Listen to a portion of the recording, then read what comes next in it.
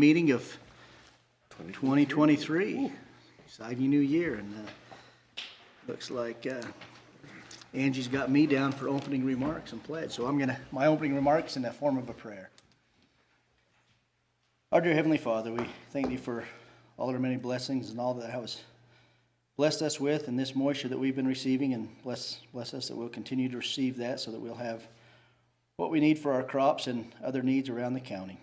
Bless us as we meet tonight, that we can do so in a cordial manner and discuss the needs of the county and the public that have come tonight for their items, that we can do so in a manner pleasing unto thee. And we say these things in the name of Jesus Christ, amen.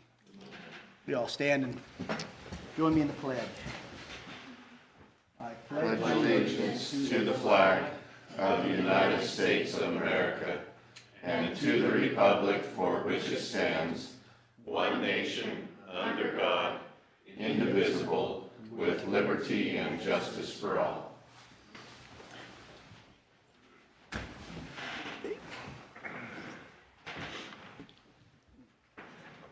We lost Brady over there. He's hiding. Has everybody had a chance to review the agenda? Is there any changes from staff on the agenda? Yes, there are a couple of changes. First, item 4 on the consent calendar. Okay. We'll be moving that to the regular action items. An issue came up with the water on that. Okay. And then item number 7 was listed as a public hearing for an ordinance change, but that will just be a discussion again for tonight, and we'll do the public hearing next month. But yep, those are the 2 changes. Okay, other than that, with those changes, we'll accept a motion for accept the agenda. Make a motion to accept the agenda. Motion and second, any discussion? All in favor? Aye. Okay. Did you guys have a chance to review the minutes? I'm sorry, who seconded that? I didn't hear it.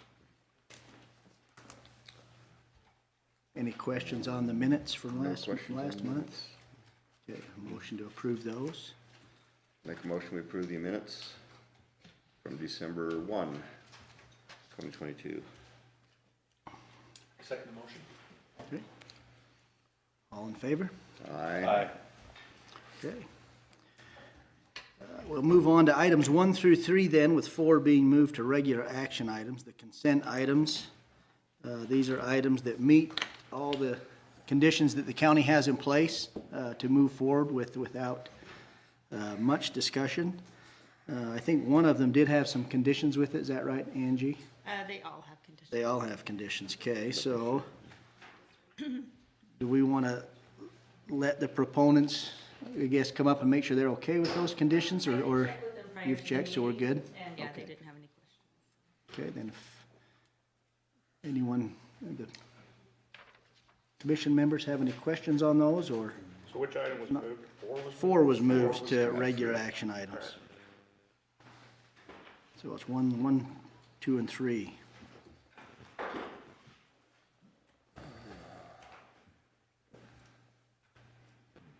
I reviewed them and they all looked, from what I saw, they all looked good on there, but I don't know if you guys had questions on any of them, or Sometimes if you we'll wanted ask to if move.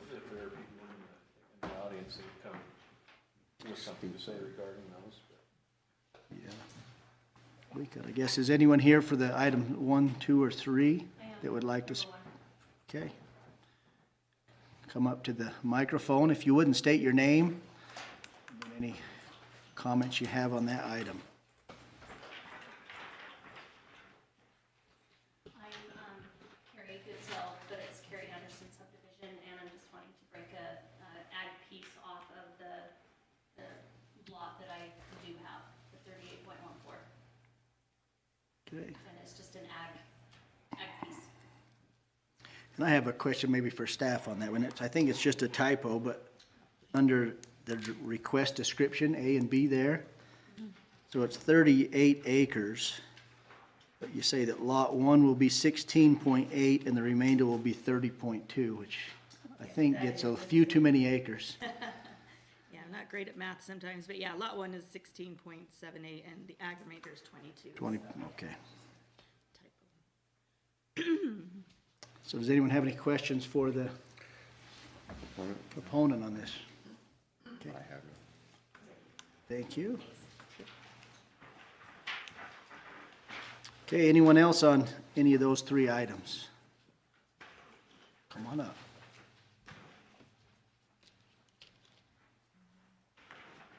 Chad Martin, with the Martin Bench subdivision, just wanting to create this, 3-lot subdivision with the agricultural remaining on that 34 acres.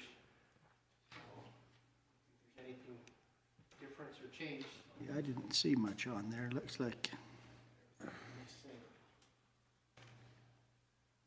No, it looked like everything was yep. straightforward there. Yeah, and so. you'd reviewed all the conditions and you were good with those, so. Anyone with the Christie Farm that would like to comment or not? I'm here, but I don't have any Okay, all right, yeah, that's fine, yeah. Okay, with that, commissioners, what would you like to do? I'll make a motion, we approve the 3 consent items as stated, with all the conditions. Carrie Anderson subdivision, the Christie Farm, and the Martin Bench subdivisions with the associated conditions. Correct. Okay, I'd second that. more discussion? Okay, all in favor? Aye. Aye.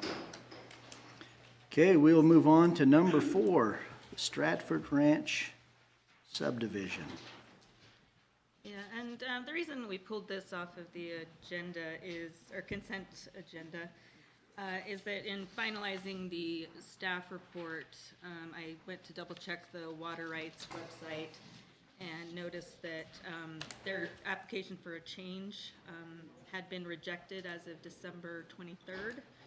And per the code, you either have to have a water right in place or at least in process.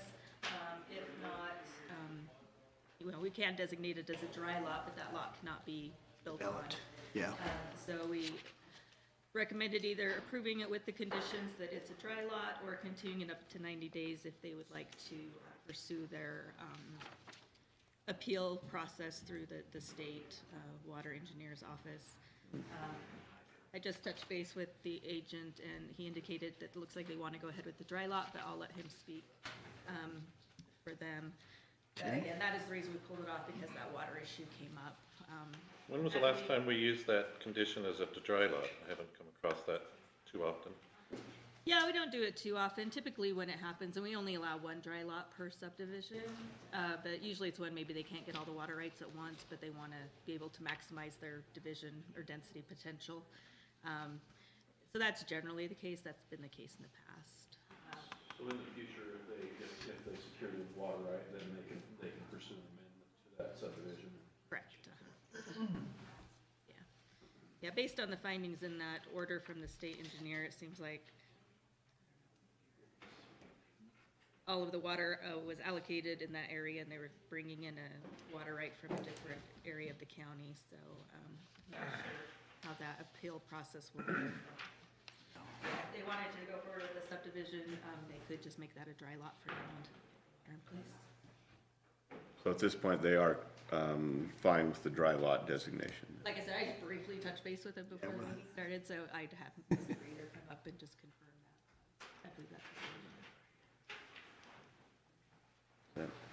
I'm Braden Reader, I'm the acting agent for Stratford Ranch, and I want to understand the dry lot if we could, 'cause I think we are under the impression we wanted to make lot 1 the dry lot. But there's an existing house. But we're gonna end up tearing it down, so we don't need water at that location. So we're hoping to make lot 1 a dry lot, lot 2 be the water use right. Eventually, they are gonna try and obtain a lot. We didn't know that water right had been rejected until just a few days ago when you emailed us. So since then, my client is in the process of finding one. We didn't realize it was gonna get rejected. And so back when we thought, oh, we'll be buying this water line, it'll all go in our name, we'll be good. And then it got rejected. So now we're knocking doors on some of the neighbors, and we have some pretty good leads on obtaining a water right.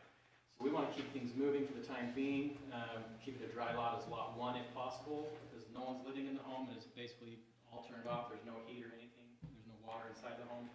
The goal is to build the new structure on lot 2, and then eventually tear down lot 1 and or remodel after obtaining a water right. Yeah, I think the condition about the dry lot would have to change, because if there's that existing home on there with the water right tied to it, I think that home would need to be demolished first before the subdivision plat could be recorded with the lot one being the dry lot. Yeah, I'm not sure how that would Yeah, work, but, that might be the first time we've done this one. I mean, Well, could you, in theory, build a new structure while we work out the details and then, you know, not kick on the water to one or the other until we figure it all out? Well, that would only be if you transferred the existing water right from the lot one house to lot two. Which we're going to do. Yeah, but that has to go through the state for points of diversion and everything else that fits with inside that lot, so, right. But that would probably be an easier route, so that would delay us till next meeting to approve that, because then you could file that change with the divisional water rights and have that change application in, which that one, I don't see being denied, right? Because you're not looking for a new water No, source. Moving it. And so then they would have the proof that they'd done the filing, I would think, Angie, on that, to show that. Yeah. And then we could do that, so I think that would probably be the route, the fastest route for you Yeah. that I see.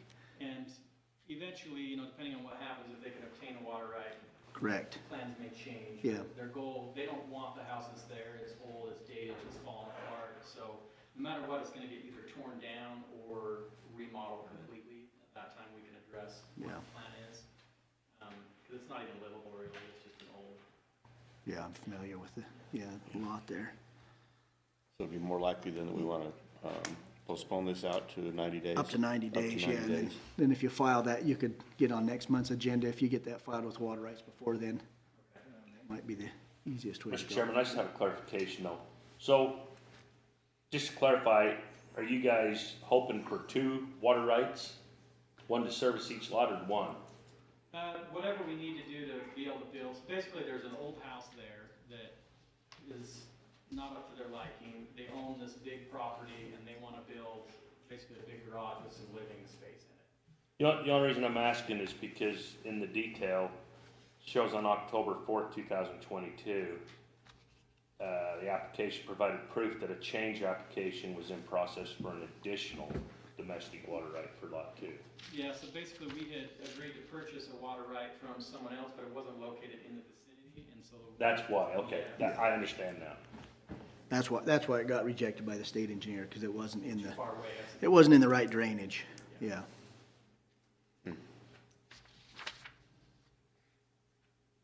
And, The best route is to continue that so they can get that process in. I would need a proof of that 2 weeks before, just so I can make sure you're on the agenda for February 2nd. So if it does get in process to change, then we would be able to proceed next month. Yes, yeah, the report will change a little bit and the conditions may change. We'll have to discuss that existing home to determine what would be allowed or not. But yeah. and you were good with any of the other conditions on there with the, Yeah, everything else we've Road. kind of studied through and we understand and we're okay with. okay. So we'll just look for those changes for next month then, and then move it forward. Okay. So I'd look for a motion then to extend this up to 90 days. I'll make a motion that we do extend the Stratford. Stratford Ranch subdivision up to 90 days. Is there a second? I second the motion. Okay, all in favor? Aye. Aye. Okay, perfect.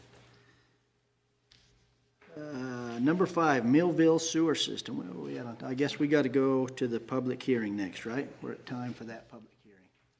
So we'll move to the hot iron storage rezone. Public hearing. So you want to give a staff report on that first, Angie? Yes. Bring up the map here.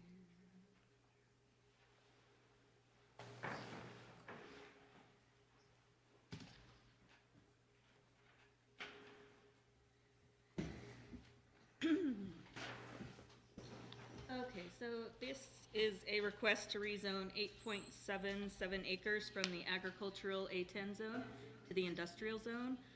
This would allow permitted uses in the, any of the permitted uses in the industrial zone to be established on this property. Angie, you have an issue with the sound. Yeah. We've got an echo somewhere. Is it the YouTube video? You to hear things twice. Everything's kind of echoing. I think it's because it, Volume on the live stream is on the. Oh.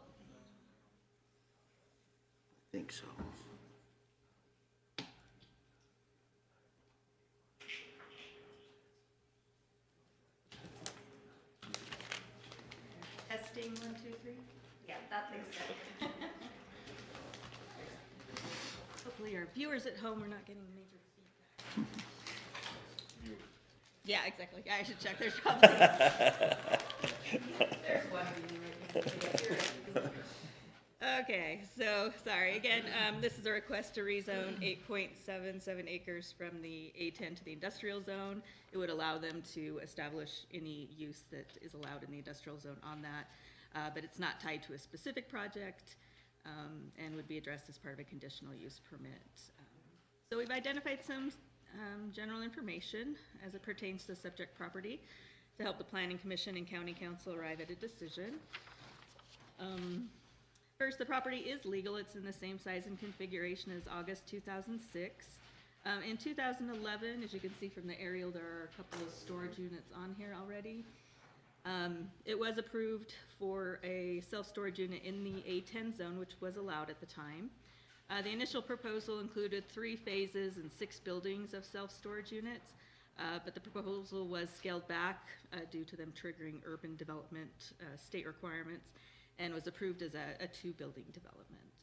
So as mentioned, self-storage facilities are currently prohibited, so the existing facility is allowed to continue, but they cannot expand their use. So they are looking to the industrial zone as well. The intention is to expand the storage use, but also include outdoor storage, which falls under the storage and warehousing use, which would be allowed in the industrial zone. The properties adjacent to the properties adjacent to the subject rezone are primarily for agricultural purposes. As I zoom out, you can see that a little bit. The immediately adjacent parcels, there are no homes on those parcels.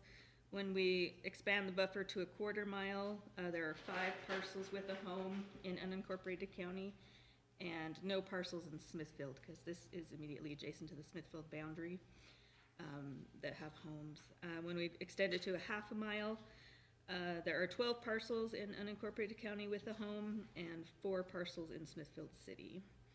It is located in Smithfield's future annexation area. At the time of the application, the applicant submitted a copy of an email from the Smithfield City Recorder stating the city had no intent nor ability to force the annexation of the property into Smithfield. The land use ordinance identifies the purpose of the industrial zone is to provide locations where manufacturing, processing, warehousing, and fabrication of goods and material can be carried on with minimum conflict or deleterious effect upon the surrounding properties. Purpose of the zone is also to promote the economic well-being of the citizens and to broaden the tax base. The zone must be appropriately served by suitable public roads, have access to necessary water and utilities, and adequate provision of public services. Primary access to the property is from 4600 North. It is a county road. It's an existing facility that provides through access from Highway 91 to 2400 West, as well as to single-family homes and ag lands. It is classified as a minor collector, but any new development would be required to meet only the major local road standard. It is currently paved and approximately 20 feet wide and maintained year-round. It is considered substandard as to paved and gravel shoulder widths for the major local road. And then you can see on that graph that we have the major local and the minor local standards, but again, they only need to comply with major local for any future development. The County Fire District did not have any comments, nor did Logan City Environmental. Public notice was posted, as well as sent out to everyone within 300 feet and Smithfield City, and we have not received any written comment regarding this. Staff has not made a recommendation, but has provided some language to help you come to a recommendation for either approval or denial. And that concludes my report. Thanks, Angie. Can I ask one follow-up question on that? Do we know the Smithfield City surrounding zones in this area? Or Yes, I believe it is light industrial. Is their future land use? Let me try and double check. It is. Okay. Once if you type in future, that will come up. And so, in this case, not a zone, but a future. plan, part of their general plan?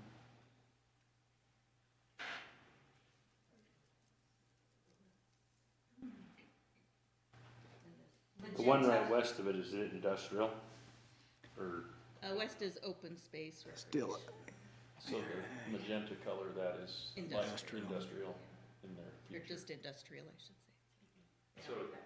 So this use, fits. is congruent with their future plans.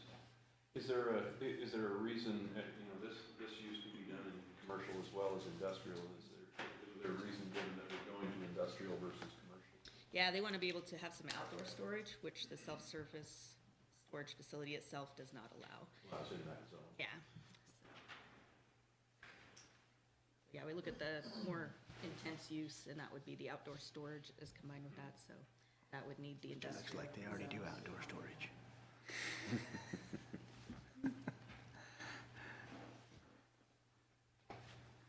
Any other questions from commission members? I don't. I would Have a public entertain a hearing. motion to move it to a public hearing then. moved. Second motion? All in favor? Aye. Okay. All right, is the proponent here? You wanna, do you have any questions or comments or? No, this is just the first step, so we're following through it. Sounds like it's gonna be good. Okay, anyone else from the public here to comment on this? No.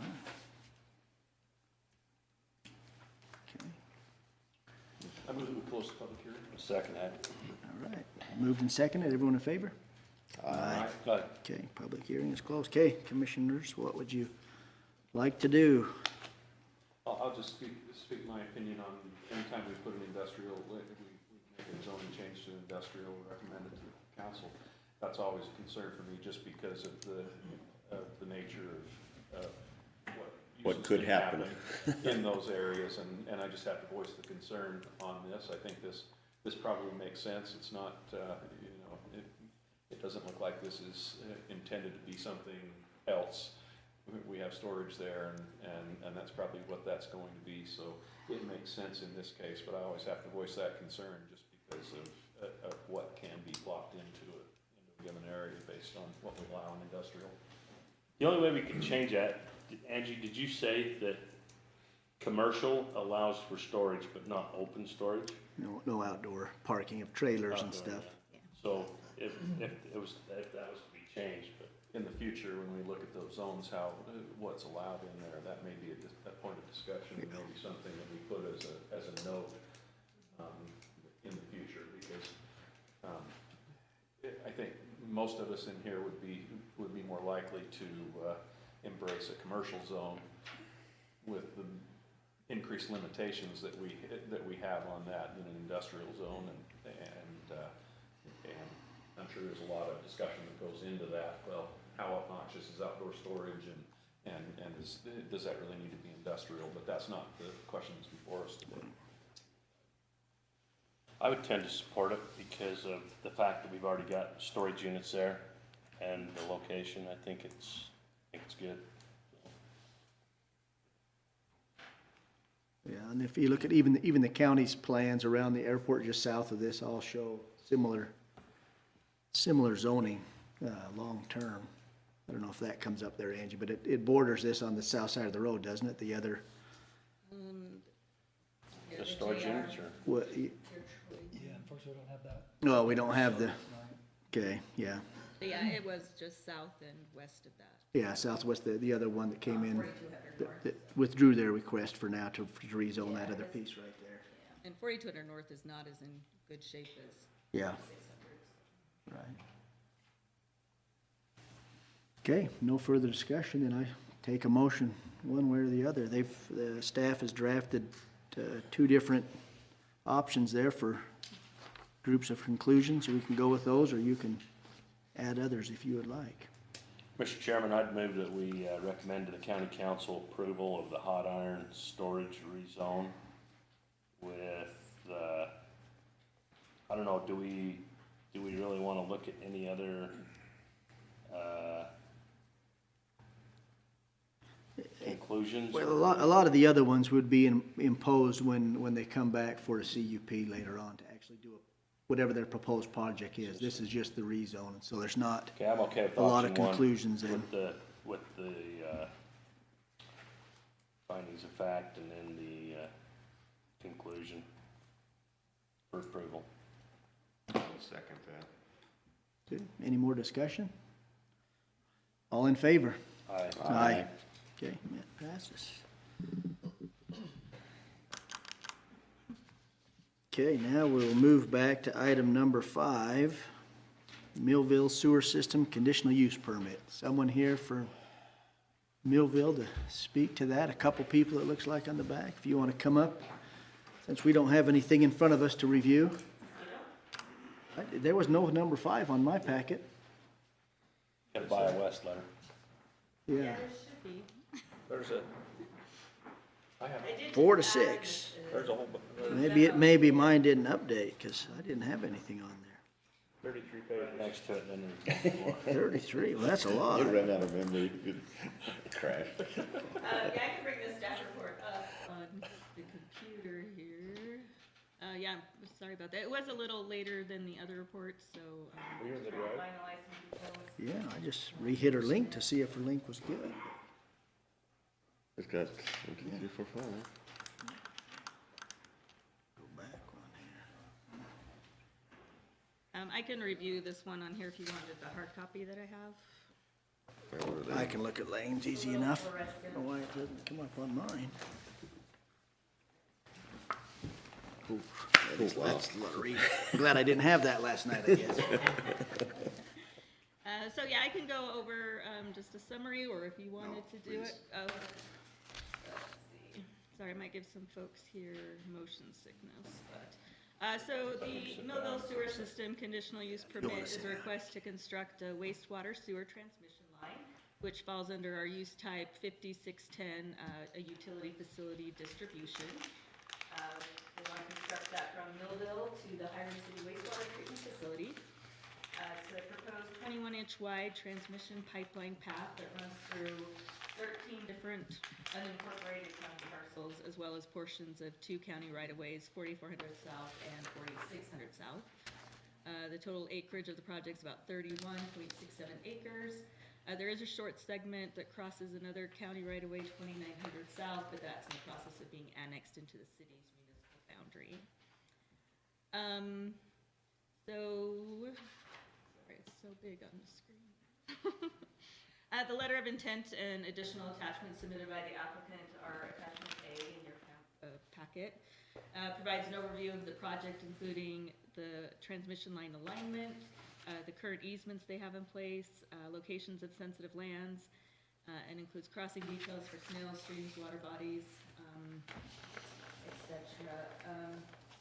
They have provided copies of easements. There are not easements on all of the properties yet, but that is a condition of approval, as well as a floodplain development permit. They also have already submitted full construction drawings to the county engineer for review, and they provided an aquatic resource report for staff.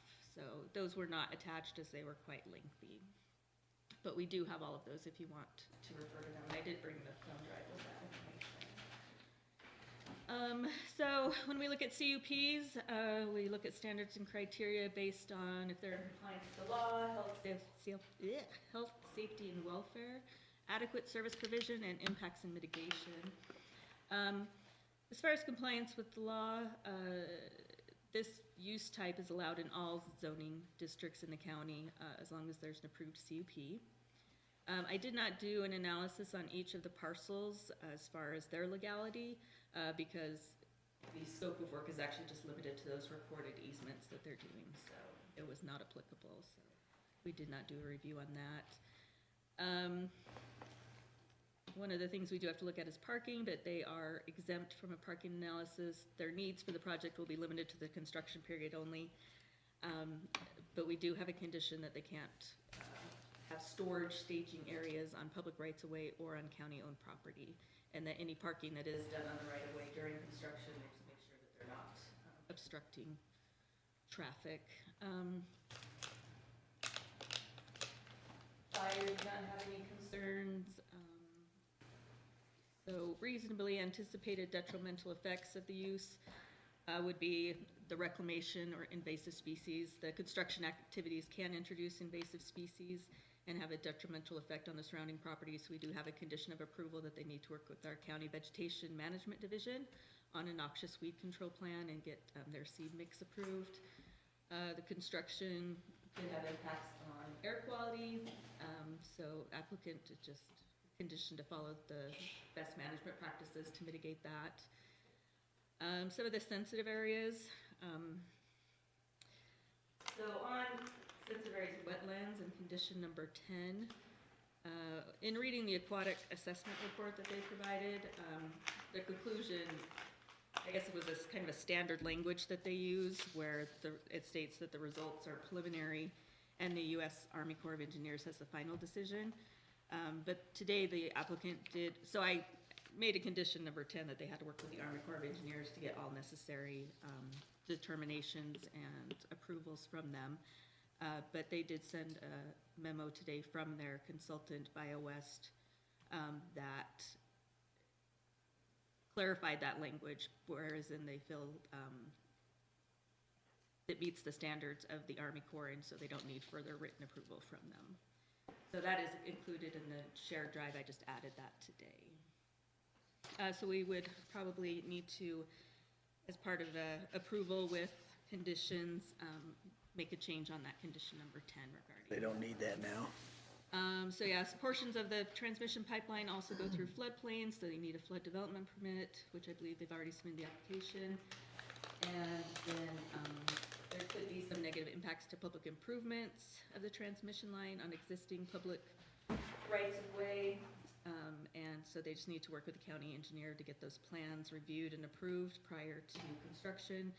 And then the county engineer has also requested as a condition of approval that they do regular inspections and have as a final sign off the as-built survey submitted to the Public Works Department. So that covers most of the conditions. I've not received any public comment. There were a number of mailed notices that went out since it was 300 feet of all of those 13 properties that kind of connected Millville to the Hiram Treatment Center. But I got a couple of phone calls, but they were just more interested in seeing if it was applicable to their particular property or not. But, They're more excited. yeah, probably. The Millville folks definitely. But with that, yeah, staff has recommended those conditions with the change to number 10. And with that, that concludes my reports. Can I ask a question? You bet. Out of the 13 different parcels, how many have signed or understanding those agreements? Do we know? How many are left or how many's done? All of them signed them. There's a couple that just need to be recorded. Okay. Resolved, but. So everybody signed and agreed what you're going to. Cool. Is this all gravity, or no lift stations or any buildings constructed on this? No, it's all got to be in town, and then there's a lift station in Millville, but then the transmission line from that lift station now to Hiram. So from Millville, it is lifted all the way to Hiram, pushed all that way? Yeah. No. Lifts it and then it gravity flows to I don't Hiram. know why I said no. Yeah, no. A long way to push it. Yeah, that would be a Pushes long it way. up, and then it gravity flows down. So there is a lift station that is proposed to be built in that property on 2900 South that she mentioned earlier that they're looking to annex into Millville. From there, that is pumped down to Highway State Route 165, and it's pressured all the way down the east side of 165 until you get to the top of the hill there by the Nelson Dairy where it breaks and goes down. And at that point in time, it will go to a gravity line for a short distance in Highway 165, and then it will turn and go west, just south of those manure pits there on the Nelson Dairy Farm, and then it kind of follows the Blacksmith Fork Canal Company and weaves its way down through 4400 South, 4600 South, and along the canal in that route, and then ties into the Hiram system at 1200 West. So gravity from that point, So basically from the top from of the dairy. from the dairy it's over, gravity. it's all gravity. But then doesn't it have, it has to be pumped from down there back up to the pond, doesn't it, in Hiram, or is it? No, it's all gravity to the treatment plant from there. Isn't the plant on the south side of Hiram? North, North- northwest corner, Northwest corner. right next to Aaron Bell's Dairy. So Well, not Aaron Bell's if you anymore, follow but the Hiram line from Okay, I- 1200 Yeah, I was west, thinking- goes to 1900 west, and then it goes north of shore distance to the treatment plant. yeah, we'll get them. Hey, Bill, will each of you state your names? Okay, I'm Bill Young with Branson, civil supporting Millville. Corey Tweed, reporter from Nova City. Thank you. Any other questions? I just, in all of this, when they put in the Nibley sewer lines going out to Logan City, they disrupted a lot of the underground water aquifers. Well, They took out some wells, but this really doesn't, But they may take out a number of land drains that probably will need to be repaired as you go through there, and that's all just, I'm guessing. When development goes through, they generally don't repair them, and in Nibley, that's caused a lot of basement flooding. So that, I don't know if, You know, it's one of those things that you kind of have to deal with as you find them. Yeah, you I've won't- dealt they with won't be them marked. For years, I know you can't identify them, you don't know them, but when you come across them, then you have to identify them. There are some portions on the east side of the canal in which we're putting fabric around the pipe zone with a gravel material so that it kind of acts as a land drain. And then certain outlets into the canal to kind of help drain that, which would facilitate those land drain issues if we do come across those. Maximum and minimum depth of the pipe. Oh, now you're Roughly. asking. You're the engineer. Yeah, that's one I haven't looked that far ahead on it to see what the depths are. You know, when we tie in on 1200 west, we're probably, I'm guessing, somewhere in the 5 to 8 feet.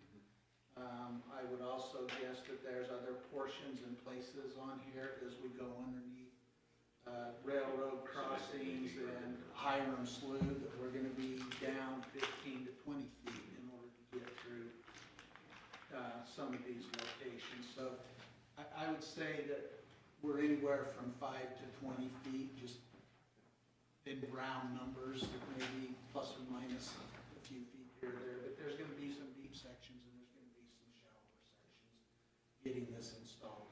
And manhole space. Manhole spaces are meeting state standards, usually they're in the 300-foot range plus or minus, you know, as a maximum spacing. You locate those so that you can get your Vector trucks in, and they usually carry anywhere between 300 and 400 feet of hose. So 300 feet is a typical spacing on manholes, and I think we tried to follow that in the design. Thank you. any other questions?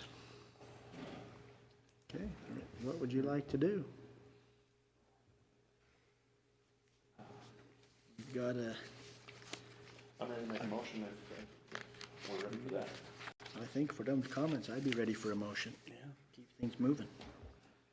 Mr. Chairman, I move that we approve the Millville the Millville Sewer System CUP with its accompanying 15, It'd be 14, because we're gonna take 10 out, right? 10. Is that correct? Yeah, I was just bringing the language on. I don't know if it needs to come out completely. It just Yes, says they've already have it, but Yeah, it says any necessary documentation, but they've already supplied that. they don't need it. Probably still good to get it documented. With the company 15 conditions and 3 conclusions. Okay. Do we have a I'll second? second. Any more discussion? All in favor? Aye. No opposed, okay. Thank you. Thank you.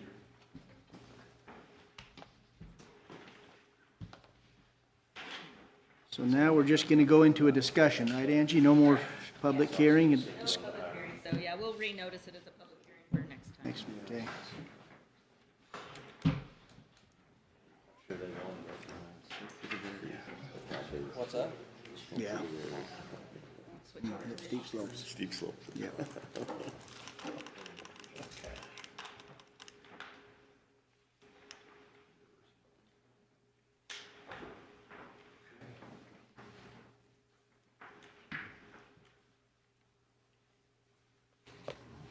Well, good evening, good to be with you again. Tonight, we'd like to just share some additional research and I'd say preliminary findings, no conclusions, but at least some additional thoughts to share with you, seek your feedback, related not just to, in fact, I'd say tonight is more of a shift away from the development density that could be calculated, and whether steep slopes is counted towards density or not, is something we could continue to discuss tonight. The emphasis tonight is more about whether private roads and limited development could occur on some exempted steep slope areas. And just to kind of refresh our memory and set the context, this is the property north of Richmond, just along 12400 North, where rezone to RU5 was approved. Yet our current code does not allow for private road on steep slopes. And so this is just kind of an image. And by the way, that horizontal distance that I've measured is about 45 feet, red to red. And how much vertical? Don't know, but somewhere 30% plus of the slope. But we have seen a concept that it was presented, a study of a road being developed like this, below for this step development. So that's just a little context to keep in mind. And if you can imagine properties that might be the inverse of this, where you have 80 to 90% of the property covered in red and steep slopes, but then maybe a small pocket of flatter land that's more developable, in which case there might be greater impacts developing the road to get to that limited development area. But our focus tonight is more on this condition of maybe a band or a ribbon, a steeper slope. And then just a reference, we discussing this with staff. One of our staff members, April Fredrickson, used to work with Providence, is a permit tech, stormwater technician, enforcement officer. But she referred us to this, which I think is helpful to at least consider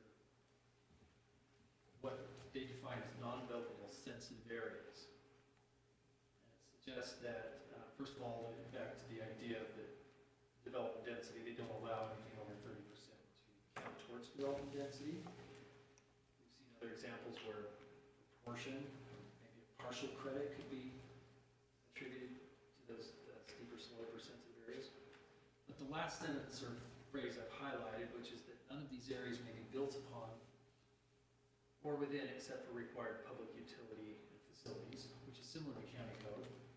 But what is different, highlighted in the kind of this definition table, which says that the rise or fall of the land is equal to or exceeds 30% over a horizontal distance of 50 feet or greater. So they actually do allow development of steeper slopes if that river or band is 50 feet or less. But anything over 50 feet in terms of the horizontal distance of that slope over 30% is considered to be hazard slope and not touchable for private drives, roads, utilities, homes, etc. So, this is just a draft edit, if you will, of our sensitive area definition and the A category, which is non-developable. And again, this is not an official proposal, but just intended to generate some conversation and discussion. And so it says the following sensitive areas shall not be considered developable. I just somewhat highlighted the next statement of any acreage encumbered by said areas shall not be considered when calculating development density. We could continue to discuss that and determine whether we want to strike that or give partial credit to steep slopes or otherwise sensitive lands.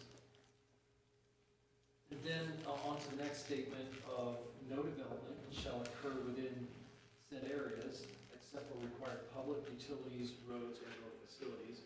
And just to clarify that those public facilities, which we've defined in the past as roads, but roads, just to clarify that those are included in facilities and utilities. And then specific to steep slopes, number 2, might consider the definition to change as the rise or fall of the land is equal to or exceeds 30% over a horizontal distance of 50 feet instead of our current standard of 20 feet.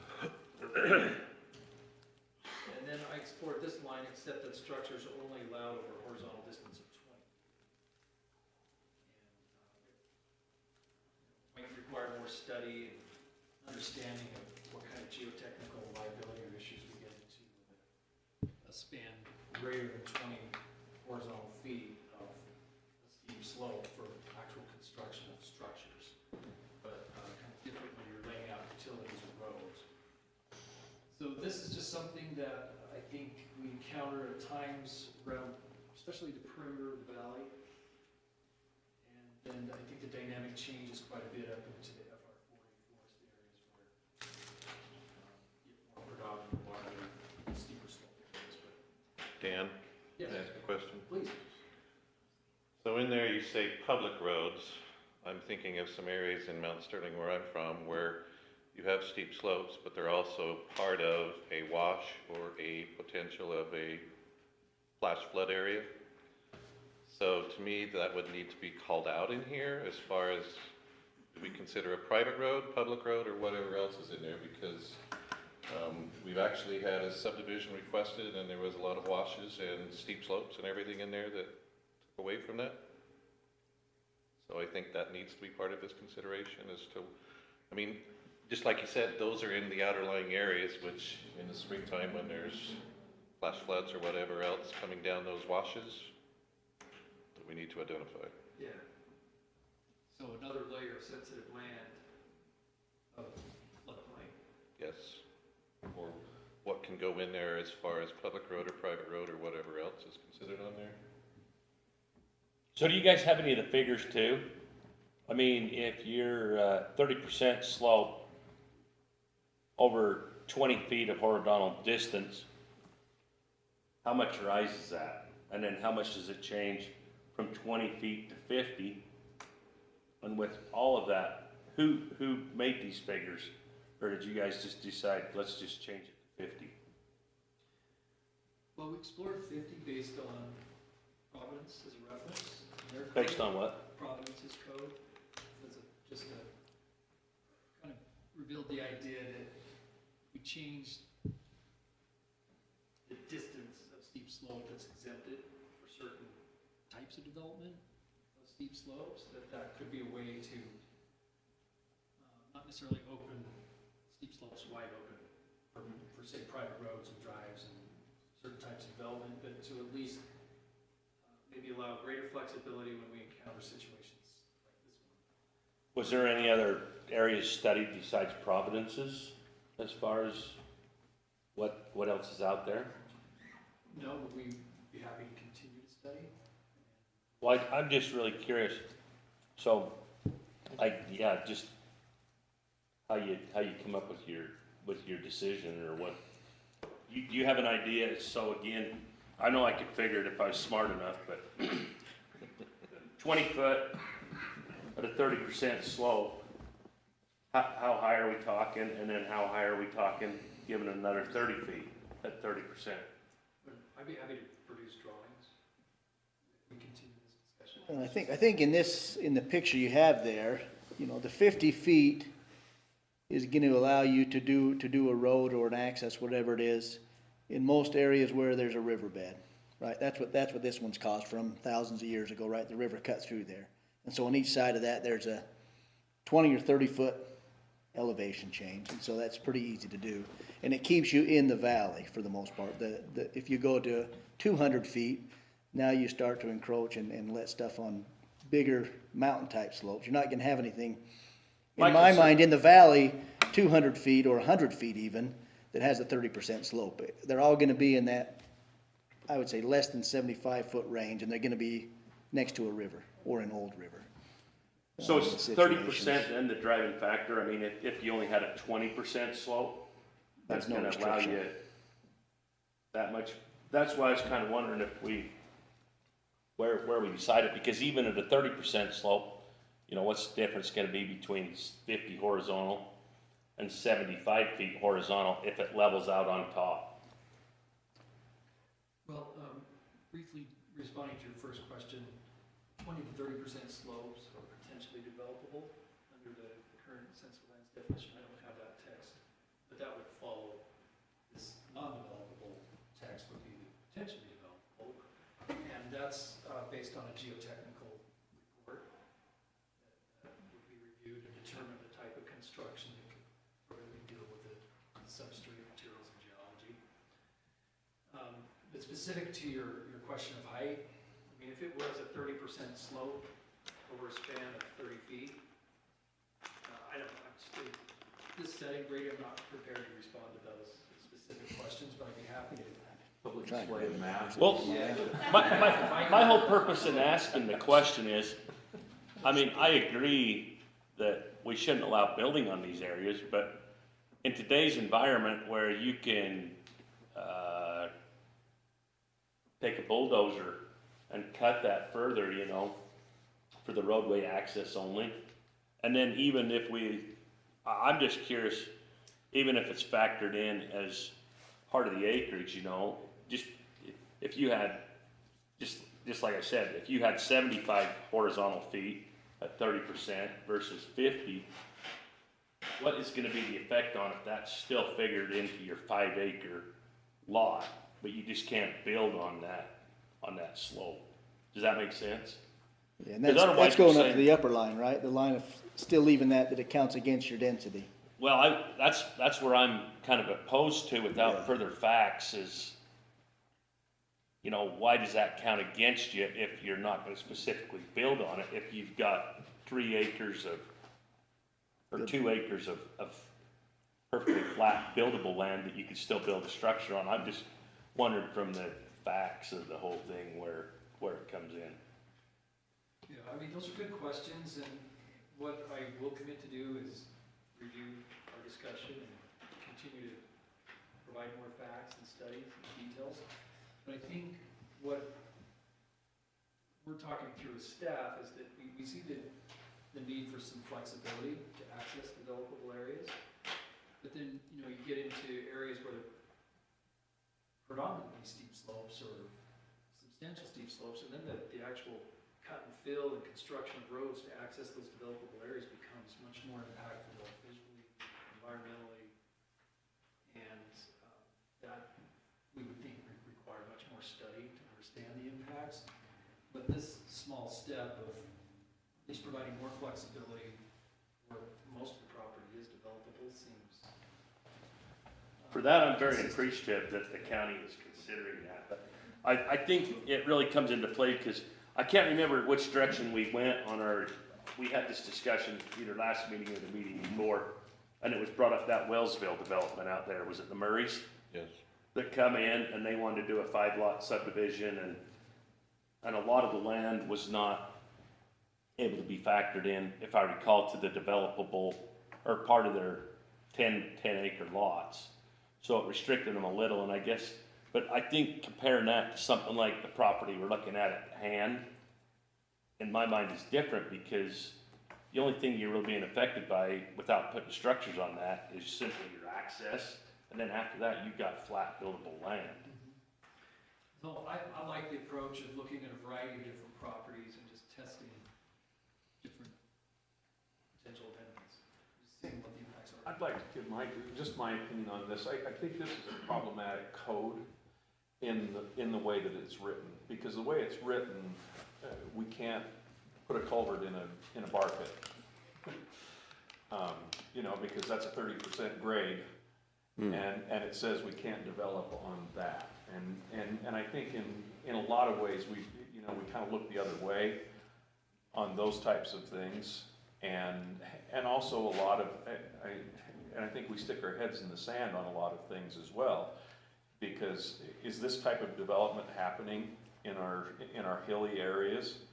Yeah, but it's probably the farmer went out there with his backhoe and did a cut and fill, this Richmond development, the applicant asked, and we had to say no because of the way the code is written, and I think that's the major problem that we have here. The other side of it is the way it's written. I know we have an exemption in here for public utilities and roads there, but under this code, we wouldn't have any of our mountain roads. You know, we wouldn't develop a lot of these areas because cut and fill. You wouldn't go to Tony Grove because we're crossing 30-degree slopes to get to those areas. And I know we have an exemption for public, but there's a lot of private property as well that can be safely and effectively, you know, you can engineer and build roads to cross these kind of areas. I like the idea of saying, hey, there's a de minimis amount. Hey, if we have to cross a certain amount, but I think the overall problem is the way the code is written. I would prefer something more towards an exemption for road access to these properties, and I know most of these are. There are probably a limited number that would fall into this category, like this one in Richmond, where it was, you know, short area, and everything is totally flat on after they access that. But that's my concern. Is I think the way the code is written is problematic. I think there needs to be some way that we can exempt access from that, but still be able to do it from a safe, you know, require an engineer, a geotechnical study, whatever it may be, to safely build a road into those places. Because I don't think we're really, the way that code is written, being realistic to the real world. The foothills, we're seeing a lot of this development. Actually, you start east of Smithfield, you go through Hyde Park, North Logan. There's a tremendous amount of it that's taken place. And if you looked at those hills prior to the construction starting, the roads being cut, the development taking place, a lot of it would be exempt from development. And that's, you know, that's my concern. We've got some impediment that here's a 30% slope we can't cross, but it's a short amount or whatever it is, and we can access these properties. To me, that's short-sighted. We need to look at that. If there's a way that we can engineer that, and the applicant can come up with a plan that shows that that's safe. To me, that's the more logical way to go about writing the code. Now, what that code looks like, I don't know. Right. Dan? Go ahead. Can I ask Matt to come up and address how the county would address these engineering things of roads and stuff? How that impacts us as a county and reviewing and approving? Does that make sense? That puts a burden on the county to a point. I've been trying to be quiet because I think you guys are trying to put engineers into your land use code.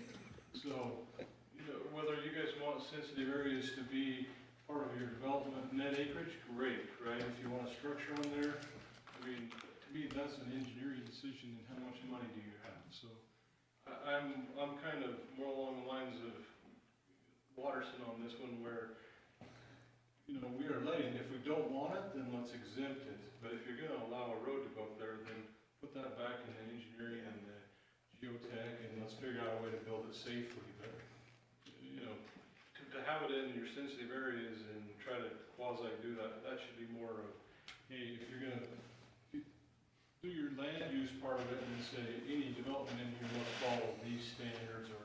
That goes back to you. Put it back into where we can deal with that in the engineering world and figure out if that road is constructed safe.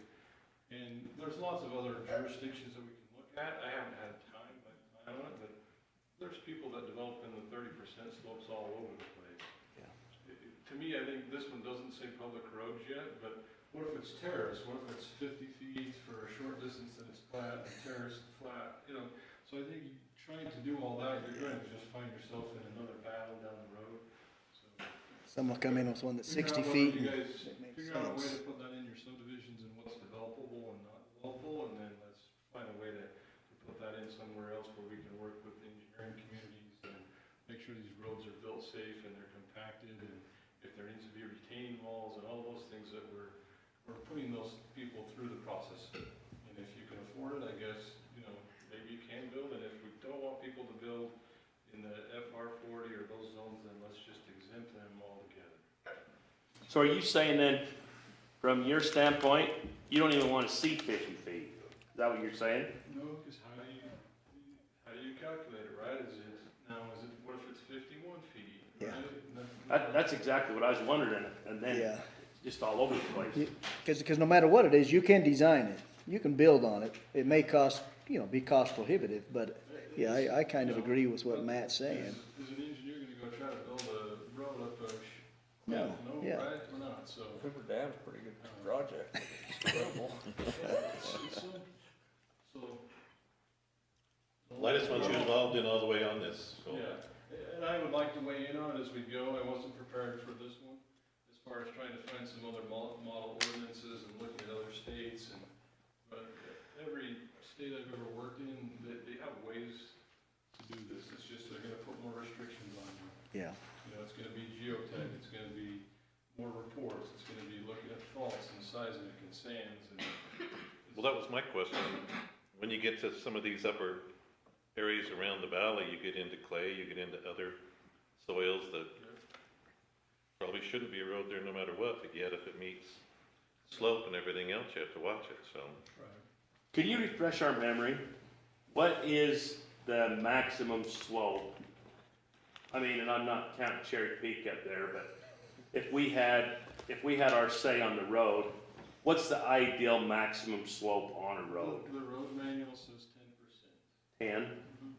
There is some that are a little more than that. Cherry Peak, the road below, in Richmond, going to Cherry Peak is 15.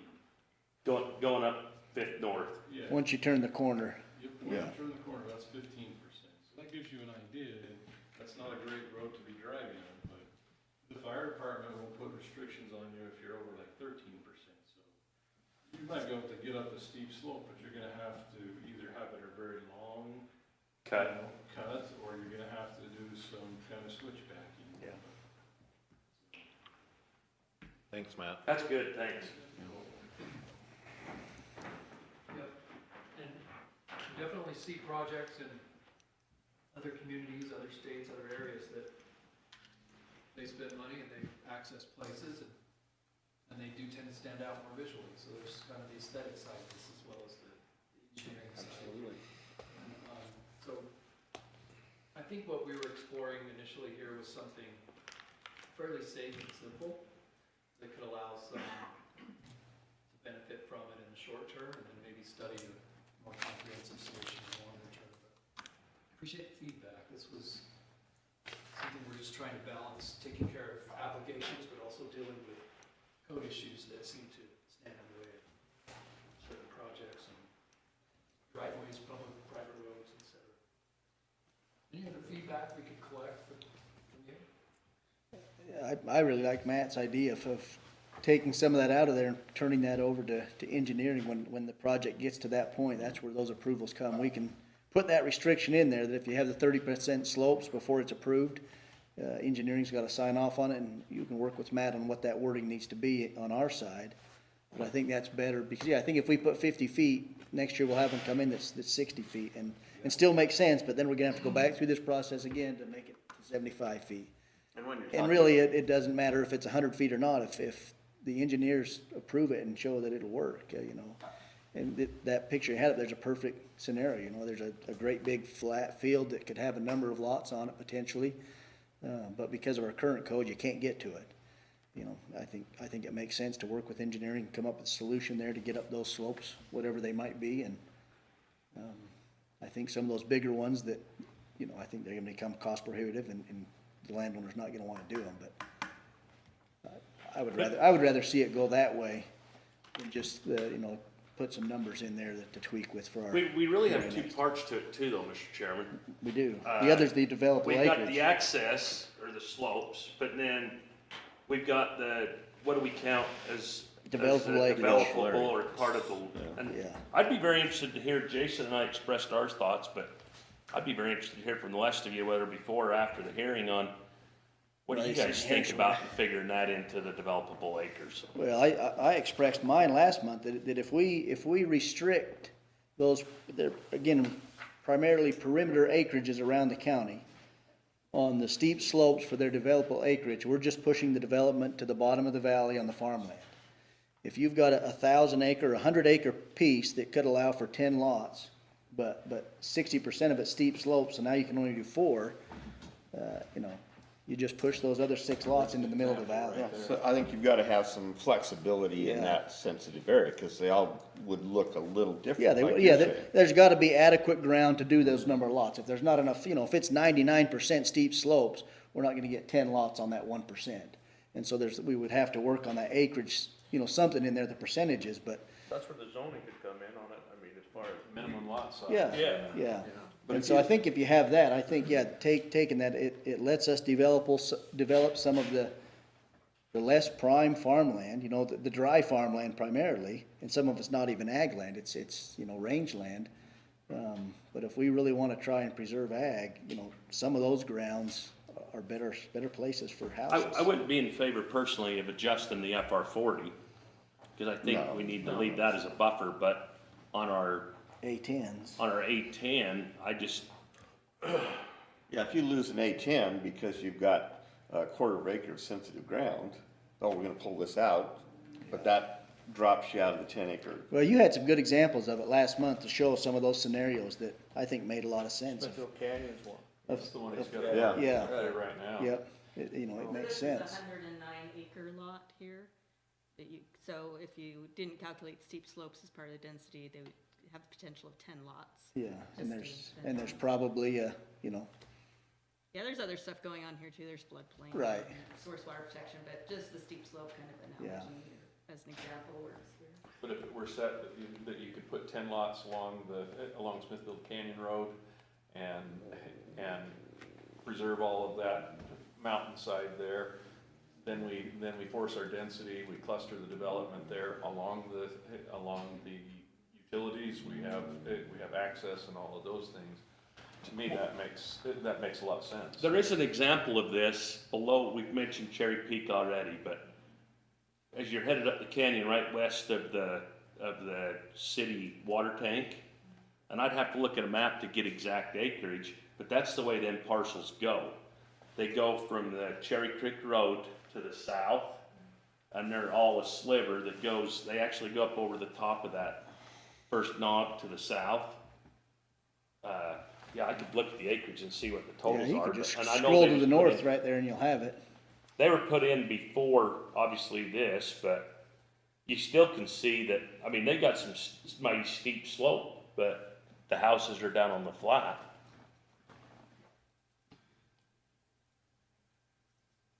Right there. So these hash marks are the different subdivisions. You gotta go up Cherry Creek Road right below so right, that's High Creek, South. come south, keep South going just a little south. bit. That's it right There you go. Right there, 11, 11, whatever, right under your 432. mouse, keep coming down, go down. Next road south. Keep coming down, keep coming, right there. So all, right there, right of your mouse are the lots that I'm referring to. Just see what they're go to the right, you're right. This is like It's always so hard this is like driving. doing math in public. Nobody likes to drive the mouse and others. Looking at the long skinny one then. Yeah. Yeah, Just- right below, it's below the mouse, now to the right, Yeah. right there. Well, those are not in a subdivision, and it looks like they got some problems. Maybe some lot line adjustments that go with structures and stuff. Well, I don't know the history of it, all I'm saying is it's an example of the people building their homes down on the flat, and then their property lines go up over the steep mountain. And they wouldn't had to, if, and that, they may have done that because of the way the code was. You could have had 3 small lots along the road and a 50-acre dry lot behind those potentially. That was all steep slope if you designed it a little different, but, and I don't know, yeah, when this one was done, but. I just feel that taking a look at this, and I don't know all of the, you know, what the real overall implications are, but it can give us an opportunity to increase density in some places, which we need places for people to be able to build homes. At the same time, not, you know, we're able to cluster that density and still protect open space. And it seems to me that it's a potential compromise here that can do multiple things that we really lined out in our general plan, at the same time protecting sensitive areas. So. Okay, thanks for the feedback. You got a lot to think about for next month. Yep, we do. And I So- think sometimes providing a draft helps us know what we do or don't want. Right? So, Them lots are around 10 acres. And half the of them long are barrel lots. The very east one, just west of the water tank, is 10.24, Yeah, they're all right there at 10. and then 10 acres even, 10.06, but. And they got more room than Smithfield Canyon would have, as far as a flat area, but it's utilizing. But you can see what it's done. I mean, you force the development into a clustered area near the road. Okay, well, great comments. We'll do some studies based on comments and bring back some more calculations. Continue the discussion next month. Okay. Thank you. Is Matt up for the next one, flood prevention?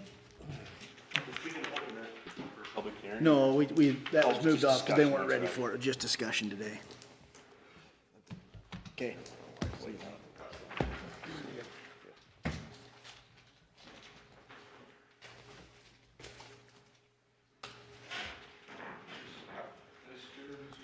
Yeah, you scared him off.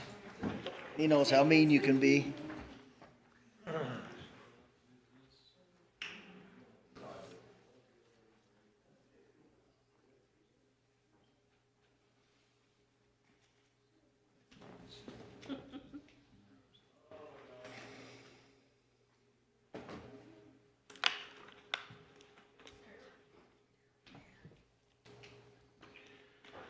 Oh, we're trying to put in a little presentation there, but as you can pull it up, you can just click on that one. It'll help me keep my thoughts and keep us going in the right direction, but, so, Oh, yeah. so I'll start here, then we'll just kind of go. I don't want to make this long-winded, but when we start talking about floodplain, flood risk, I have stacks of books, I have training, I have pamphlets, so it's very hard for me to try to determine what you guys need, what's pertinent for you guys to, understand about our ordinance, so it's very difficult. So I'm glad that we just have an opportunity for discussion, and maybe that will help you kind of get an idea of what information I can prepare and what kind of discussions would be helpful. So I wanted to go through this quickly and try to get to mine, but one of the things that we're trying to do is update our ordinance. The reason that we're updating our ordinance is because we just had some map revisions throughout the county. So every time you do a map revision, FEMA or the National Flood Insurance Program is going to make you make sure your code is following along with any new changes to their minimum regulations. So that's really what we're looking at. But just to make sure that we get a little bit of background information, is why the National Flood Insurance Program was enacted, what it does. But there was a lot of flooding going on back in the 70s. The government said, we need to do something, let's provide insurance to all these houses that keep getting flooded. But how are we gonna do it? So they came up with some maps, not very good maps, but they created some maps. And then they came to each community and said, if you wanna offer insurance to your citizens, then you need to follow our regulations. So this is a voluntary program. We could have zero flood ordinance if we wanted, but then no one in Cache County could have flood insurance. So that's part of it, Cornish is one of those communities. They are not a member of the NFIP, and no one in Cornish can get flood insurance. They don't care, they're like, we don't have any flood, we don't have anything in our community that's gonna flood, so. Maybe they didn't see that canal over top a few years ago. Yeah, if you talk to some of the residents, they have some issues, they have some areas where they could flood with, and Nathan's right. I've got some pretty good pictures of those floods that don't happen. Well, so they started doing some stuff, so this program started in, the 70s. And basically there's three parts. One of them is to know the risk. Good. And so that's what the mapping is for. Where are our risks? Do we know where they are, next door rivers, streams? And so that's what FEMA does, is they go out and try to map those hazard areas. And then the federal government's doing their part of that, and they're gonna insure that. So depending upon your risk, you're gonna pay a certain price. What they put on the community is to manage that risk. And how we manage that risk is through the floodplain management. That's through our ordinances, our codes, our zoning, the sensitive areas that you were just talking about, right? If we would scroll down a little bit on that same page you were on, it would have talked about natural waterways, open ponds, and all those are sensitive areas that are non-developable as well. So that's how we manage that, and that's the job as the county to try to manage that. So just a little bit, I put two maps on this one. One is from one of the earliest maps I can find from 1981, and then according to our recent maps that we currently have, it says that they were approved and updated in 2011. And I think the general consensus in the public is, oh, our maps are pretty good. They were updated in 2011. No, that's not the case.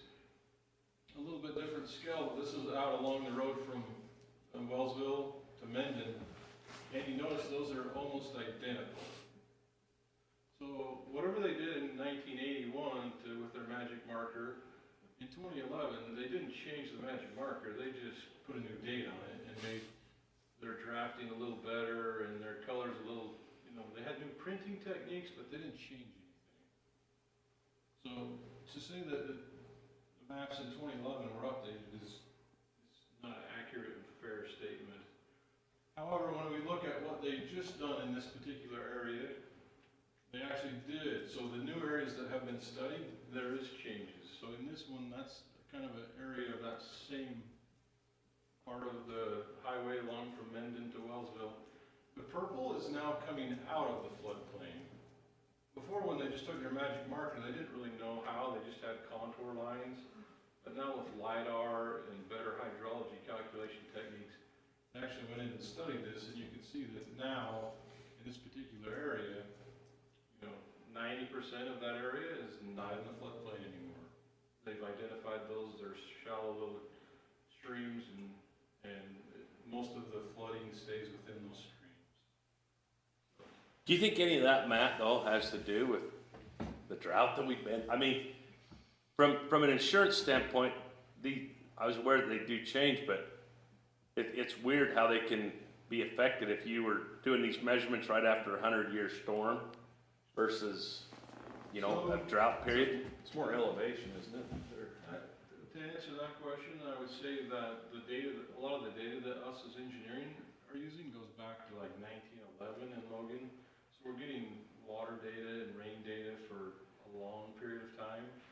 And we're not basing it on what is it dry today or not? We have kind of the standard things that say, we're not gonna count it like a storm that happens for 30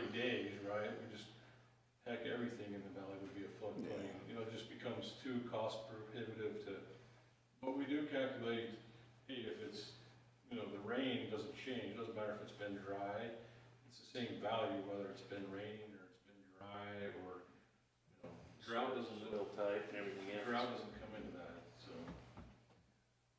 That would change your groundwater and maybe some of the springs that, but FEMA's not studying all that stuff. They're just saying, when it rains, where does this rainwater go? So if there's some farmer down there or some other resident who has a well that he's pumping a whole bunch of water into one of these ditches, FEMA's not gonna calculate that. So, Smithfield Canyon had a lot of changes. So what happened is now that we're getting these maps, we get a letter from state, DEM, and FEMA that says, hey, this project that everyone started in Cache County in 2015 is coming to a close, and your maps are gonna become effective on May 9th. And the bottom paragraph is the important part. If you do not update floodplain, if you do not adopt an updated floodplain, your insurance, basically they're gonna cancel all the insurance for all the county residents. So we're kind of under a deadline and a time frame, and so we scheduled this meeting is for discussion, make sure that we're coming to you guys as the land use authority, and we're getting any questions answered. We're hoping we'll come back next month with a public hearing, final documents, if there's been any questions, so that we can make sure that we get through council and get that approved by May 9th. So that's a hard deadline. We don't really have much of a choice. So we can't delay or, you know, go revise a whole bunch. Is there an appeal process on these updates to the maps at all? There is. There's been a couple. That's probably why we should have had these approved a while ago, but we didn't. You can go in and appeal those. I'm just looking at some of it, and I don't know that they've been updated, but I know in my area, a lot of those were painted with a pretty broad brush, and it's area that would never flood. Correct. Those are the ones that haven't been studied. Remember, this is not, I'm gonna show you a map of which areas were studied, and I think that'll help us as a planning organization to see that most of these were studied where there's a high amount of people, so the counties, they brushed over the county. The area I showed you is probably one of the better areas that was studied in the county. Other than that, the county isn't really changing a whole lot, so. Matt, based on that map then, do we have an idea of any citizens whose homes are gonna be affected who have not been brought into that? Because I know of some people out in my area who are in 100-year floodplain. Insurance is interesting for them, so it would be interesting if we had an idea of if there is any impact or how many impact is gonna be on that. Are you talking about people that Have a home and haven't been covered by flood insurance, but are we gonna have any impact? Yes. So the purple one I showed you, Nolan, was the people that are coming out. Okay. I wanted to show you guys where you can go look at this in case you had questions, and then we can maybe browse around. I know when Chris was here and this first came out, we talked about maybe trying to send a letter to everyone that may be affected or not affected. Were there very many areas where it increased? There's a few, but most of those are down by Cutler. Yeah. Well, yeah, I would think in So your the area. impact would be less. Yeah, a little. yeah, countywide, it's gonna be a lot less, but in your area, I don't think there'll be anyone that has to get coverage that didn't currently have it. So this, where I'm at on this website is just the county website. You know, the GIS division puts a lot of different maps on there. So I'm just going to anywhere that anyone could come, and if I come to this one and I click on this floodplain map viewer, and I come down and accept the liability, I will come to the new, and what they have done is, you can see what the new map stuff is on here. So it's interesting though too to note how these people are impacted. A lot of people have no idea that it even exists or how it works. Correct.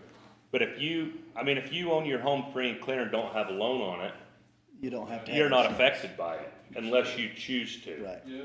But if you live in one of these areas and you purchase property and you have to get a loan, the Yeah. bank is what dictates you have to get a flood policy. Correct. And then from there, the only other way that we've seen people negatively impacted, and the 6 South byway or whatever that you showed us, where on the north side somewhere coming out, I've had some people negatively impacted on the south side in the fact that if it's based off their total parcel.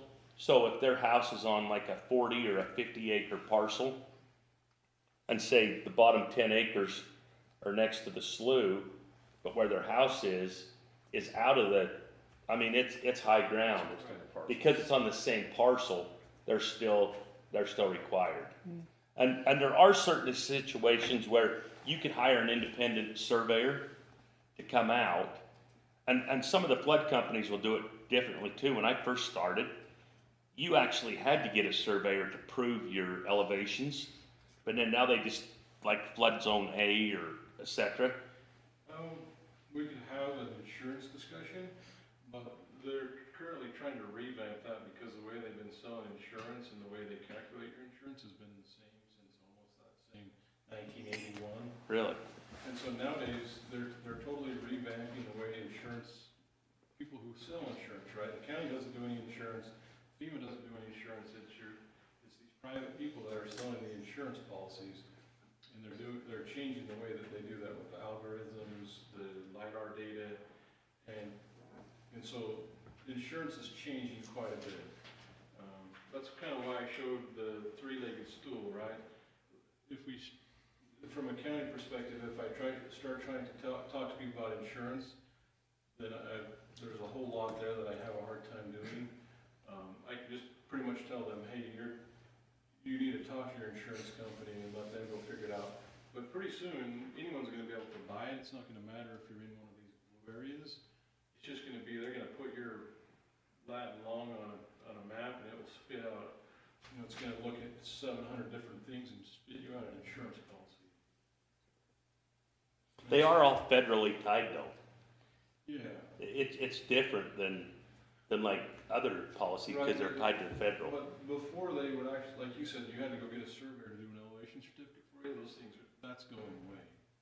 Because they have enough data and they know what your elevation of your house is. And so they'll be able to tell. And also, they'll spit you out a formula, and if you don't like it, then you might go out there with your insurance guy and look around, and he checks a couple of the boxes, and then you get a little better discount. It's actually an engineer. But they're taking some of that away. Really? Yeah. But they've been trying to develop that, Brady, since the last, like, 3 or 4 years. And it's called Risk Rating 2.0. And there's a lot of things going on, but they just haven't got it quite down to where they are changing. And so, Nate might be 2 miles away from the floodplain, but because his house is not very elevated or whatever, he might get dinged with it, right? These blue lines on the map are not gonna be as important as they used to be. But what we need to recognize it for at the county level is to manage it, right?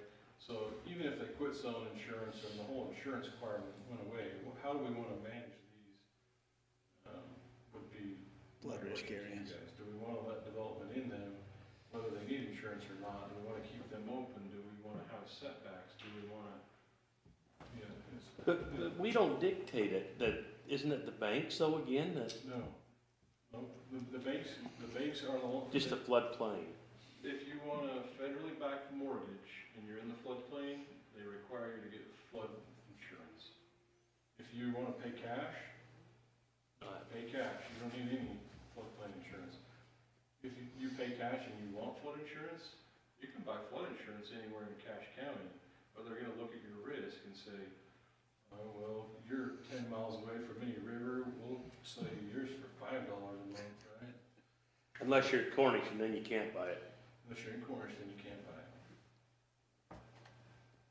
Well, just one last quick question too, and you mentioned it's really important that the county has this because I think it's been within the last 10 years we had a really drastic rainstorm in the Smithfield area and there was some homes that flooded. to the tune of 3 or 4 feet in their basement. And I don't remember all the details, but they tried to get some FEMA help then.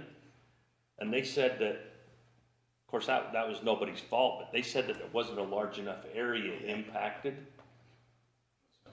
by Sounds right. the storm itself. And I don't have any Yeah, that was idea. like a little teeny thunderstorm that just hit one little swath. and Yeah, there so was there half a wasn't- dozen yeah, homes there affected. wasn't enough damage for FEMA to kick in. They weren't able to get any help. Yeah. You saw it. So what I have on the screen is the red areas are the ones where they actually went in and did a study. So if you look at all of that county, it's only the red boxes that are getting an update. So going back to my previous couple slides, a remainder of Newton, Amalga, you can see there's no studies being done there. They're basically gonna stay at that 1981 marker swath. Most of these were in areas where you're seeing more development and where these guys requested, Wellsville, Minden, and the irrigation companies over here requested some specific studies. But if I zoom in by Hiram, you're gonna see that during this process, Hiram said, hey, we want you to come and study ours. So they started at the Hiram city limits on this end, studied it through Hiram, and then quit their study. So, I think it covers what Brady was talking about on the Smithfield side, if you look at it, so. yeah. Say that one more time. It cut, the change you're seeing, Here's an example of Smithfield, right? They studied it, here's the Smithfield limit on the west side. So they Here's studied the Smithfield creek city all the way over through. on the east side. And any of them homes or businesses, even next to Summit Creek, if they have a loan, they've gotta have insurance. Yeah, but The see, purple was all that removed. purple will come out, so now it's just that teeny little bit of blue that's still in it, so no one probably. Hone in on that a little closer. Well, you can see it, it's not even a lot wide. No, it's pretty small. No, It's the purple is stream what- itself. The purple's the old swath from the 1981. So this is actually amazing information. This takes effect May of 23. May 9th. So this is Holy gonna heck. save people. Yeah, This- a lot of people are This gonna is get a gonna help nod. people. Yeah, Yeah, all these people could go get removed from flood insurance if they still had a federally backed mortgage. Is that that's first north, right on the north side of that, right? Yeah. But, Center so, Street, yeah. my point in showing you guys all this is the city limits, right? So, When they stopped their Then you go to study. there's county. the county, right? The county didn't get any new, this new grade data. Smithfield did, right? And so what we're faced with as a planning organization here is on one side of 8th West or whatever that is. It's not in the floodplain, but under our current ordinance, those are sensitive lands there and would be removed from developable acreage. I know that's not the discussion that we're having, but that's the reality of it. Yeah, well, that is one part. My part is just realize that when we say, hey, we got all these new floodplain maps and we got all this great data, just take that with a grain of salt. Because some areas It's only a percentage of the county. but not out here where we have the Bear River. Nothing up Smithfield Canyon. We didn't get any studies for that. Hyde Park got a little bit. North Logan didn't get anything. The Hiram Slough got a little bit. Clarkston got some stuff. You can see the drastic change for these little, in Clarkston. They went from what is this, a city block wide floodplain to this small little teeny thing going through town. So. That was my question, though, and mainly involving, because why was it that wide 2015 and what's changed? But it wasn't Well, that it was wide. 83. Yeah, it was that, when they did some kind of map in 1983 and they didn't really have great hydrology data. They just picked an elevation and tried to follow that line with the magic marker on the map, I'm old enough to essentially. remember 1983, and this was a special time. too. Yeah. So, Why was that? Floods. Wet. they show you this. Mid-80s were, They show you this just so that we can be sensitive. This is an area where yellow is newly. Where So we what see is yellow, it's new. But I want you guys to take into account as we update our ordinance, we still have to be sensitive to someone who wants to come and build on this lot. Yeah. Right? They're in the floodplain, the stream is actually down here, so what restrictions do we wanna put on these guys? How do we wanna? Knowing that if you go kitty corner to that, the restrictions went to that. Yes. Well, we actually had an application here within the last 6 months or close to it, just north of Clarkston there. So if that happened today, somebody comes in, say I'm wanting to build a house in one of them areas. Before I ever get to this meeting, don't you guys flag that as this is a wet area, a potential flood zone? Yep. And so there's requirements if you're doing a subdivision to do some engineering analysis. That's part of the minimum requirements of FEMA. But Logan, no one is in here from Logan, but they want to say that you can't do any development in the floodplain. And I push back a little bit because our floodplain is not as defined, it hasn't been studied. So there's parts in the county where saying, hey, you can't do any development in the floodplain. It doesn't. Well, and a lot of our floodplains around the county are due to a canal, right? And so It could be a canal. yeah. Well, Logan City tore up that, It is. those homes over here, by the golf course. Country Manor Estates. After they got flooded umpteen hundred times, they just ripped them out. The city bought them back, They and, got a whole bunch of berms around there, and they've done a lot of FEMA work. and now they're gonna build the Willow Lake subdivision. So you can go up there, if you guys wanted to scroll around on here, there's a lot of other information that's available. You can go look at you can go zoom on a property and go to one of FEMA's websites and get comparisons of, what it is now and what it's gonna be, if people are worried about their property. But all this data is there and available for people. It's been out there for a while, we've had, discussions with the council, but this has started in 2015. So that's the other part of this discussion is that these things don't happen overnight. So even if we wanted to go in and, hey, let's go change the stuff in Clarkston, from 2015 to 2023, you're 8-9 years by the time you go through public hearing after meeting after all this. So the floodplain changes are very slow, and we need to take that into consideration as we're looking through our ordinances, that these, we're not gonna be able to go change floodplains overnight and be sensitive to what you guys want to see from the planning commission, what kind of development, what kind of restrictions you want, and make sure that we're on par with that, so that we can do a good job for all our residents. So, other than needing to adopt the new maps, that's probably the minimum the code would have to do So our ordinance will update those. automatically. Yeah, our ordinance always says that the county, but they'll still, if we don't take our ordinance and give it to the state and to FEMA so they can review it, make sure that we're meeting their standards, they just won't offer flood insurance. This is another website we can send you. This documents the process that's been taking. So all these have meetings. You'll see Chris's name on them a lot, but this just goes through the process of the last 8 years. It talks about what meetings there was. I think there's a link on this, on our website stuff too, but I can send you guys links just in case you guys have the desire to go look in there or someone asks you questions. A lot of this is made possible is by our LiDAR data, but there was a discovery phase. They have people that were here, so they've documented every meeting, when it was, who attended, what was discussed from 2015. So that's all this website that they put together, so that when someone comes back and says, hey, I didn't get to chat with it, or we weren't informed that this was happening, I think FEMA, the county, we've tried to do the best job we can to let people know that this change is coming. We've had open houses for people to come in. But I think, Jason, you talked about, is there a way to appeal it? At this point, not really. Put you far down the road on. You would be better to let it go through and then go in and try to do a Walmart or some kind of a letter of map revision, as opposed to hold up this steamrolling process that's built up a steam and you're trying to get in front of a freight train.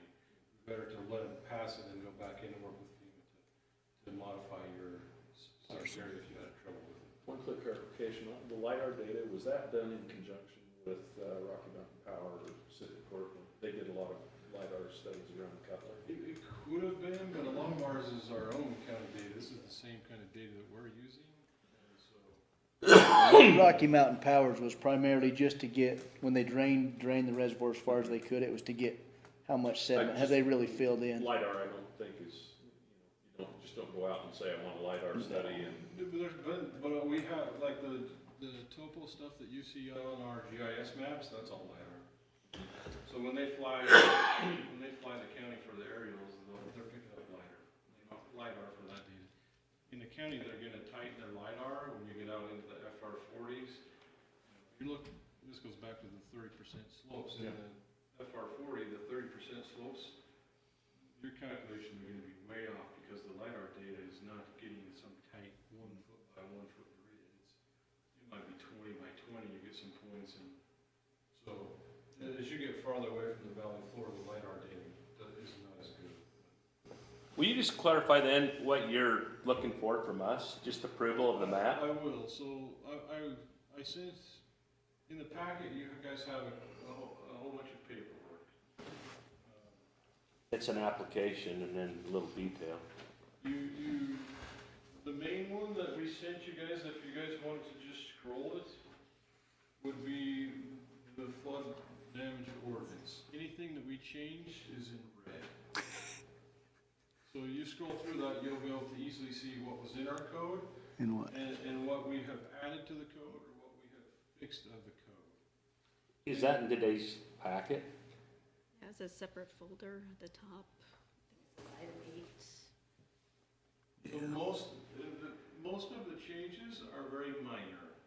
We added definitions, we changed the capitalized, we added, a table of context that was updated. Most, I would say, 80 to 90% of the changes are very minor. We added a section on technical data, right? FEMA wants people that if they come in and do a good detailed study or they try to change it, they want requirements in your ordinance that say, hey, you gotta talk to FEMA and you need to send us your information. You can't just go in and do a big detailed study and then never turn it back. So apparently they've had trouble somewhere in the United States where some developers gone and done a huge study and then never gave FEMA the data back. So they've just added some. There's some stuff on substantial improvements, right? One of the things that FEMA's having trouble with is that, the guy who lives in the cabin at the bottom of the mountain gets flooded every year. And so they're getting tired of paying him out every year for all his damage. So they're saying, hey, we're gonna put some new stuff in the ordinance that says, if your house gets destroyed by more than 50%, you gotta rebuild it to the standards. You can't just keep putting, a little more plywood on the backside and hope it holds type. We added some stuff about stop work orders, right? We have a few violations currently in the county, and our current ordinance didn't give us a lot of direction or leeway on how to go out there and say, hey, wait, you need to stop, and then some penalties. So the other part is our current flood development application is 1 page, and it's very, very specific to buildings.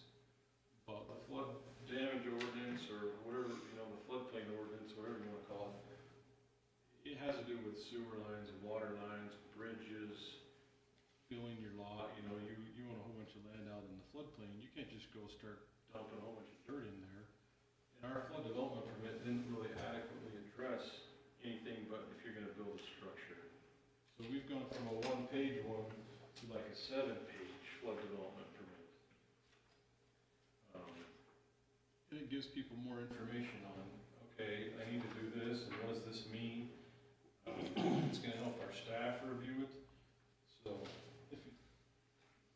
to answer your question, Brady, if you guys have questions on this, now's a good time to ask. If you read something and you're like, this doesn't make sense, any of the public has come to you with questions or someone has an issue, let us try to see if you guys would do your best to help us read it, see if something didn't make sense.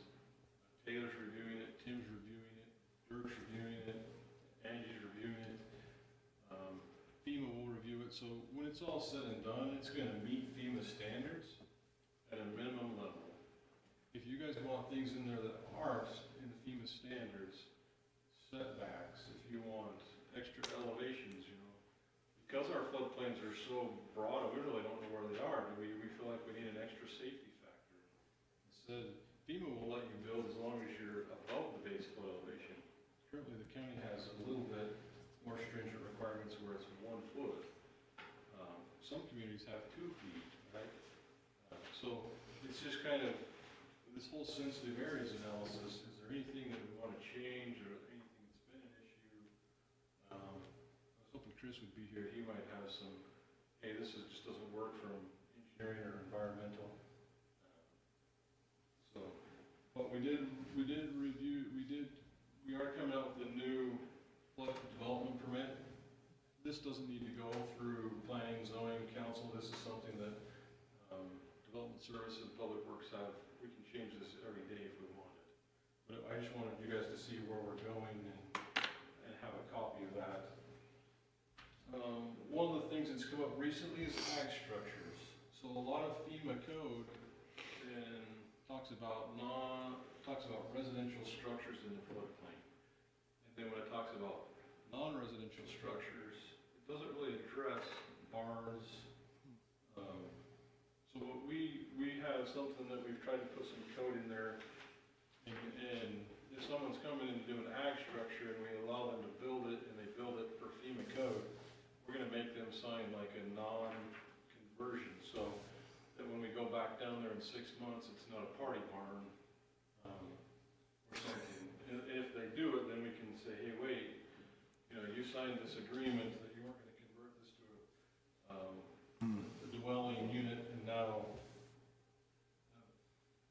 but you have to flood proof it. There's, again, not trying to get too much in the technical aspect, but we've had some building structures in the ag that just kind of throws for a loop. The FEMA doesn't really go into those, and they'll let you build them below. They'll let you build an ag structure in the middle of the floodplain, as long as you build it so water can go through it, and you build it out of flood-proofing material. So if you got an ag structure that wants to come in and now, slowly over time they build it up to something that doesn't meet the floodplain, that's why we're trying to prevent any ag structures from. The other one is that we're recommended by the state and our consultant to just have a simple variance type thing. Variances are very, very difficult for floodplain unless you're a historic building, or for some reason we've allowed 10 other houses in the floodplain. And now we're trying to tell you your house has to be 10 feet above all your neighbors. There's a few circumstances where it's not that hard to get a variance, but just for the general public out there building normally, it's going to be very hard, but we did prepare kind of a sheet to help them with the variances. So really what it boils down to is if we need to look through some of our other ordinances and our sensitive areas. That's part of what we've tasked Angie and Tim with doing, is making sure that if we change a code section in this, where it references back and forth.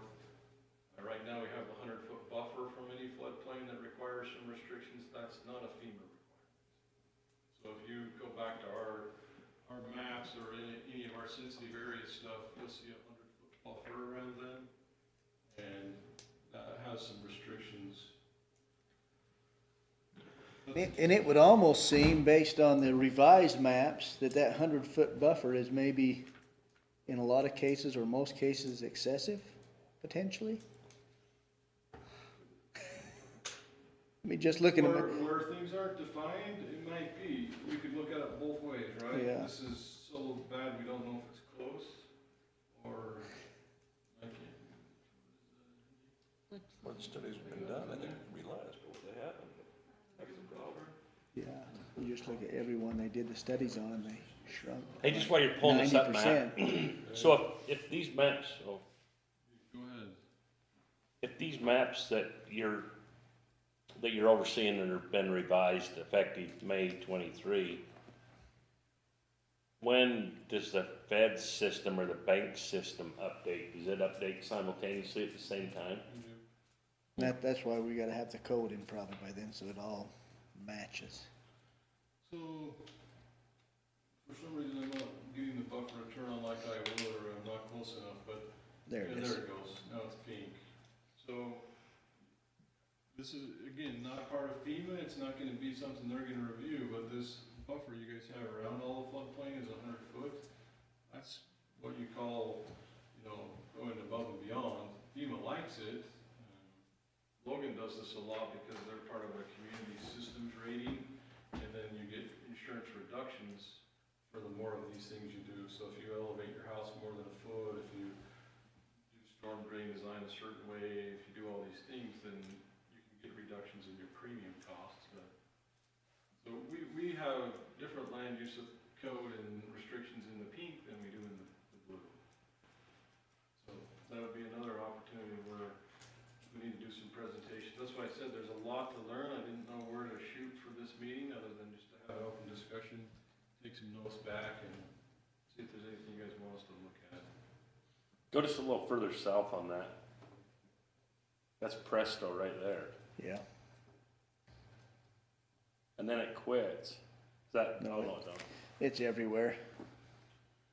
I'll give you guys an example where I think the buffer is good. If I go up Smithfield Canyon,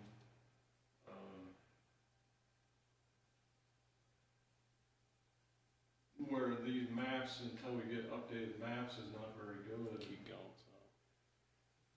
Still in Richmond. There's places where the river has changed or something, so I'm not saying we need to get rid of the buffers. I'm just saying that that's an opportunity where we could look at them. There's a spot right in here. Here's the creek right here. So there's a bridge. It's totally missing.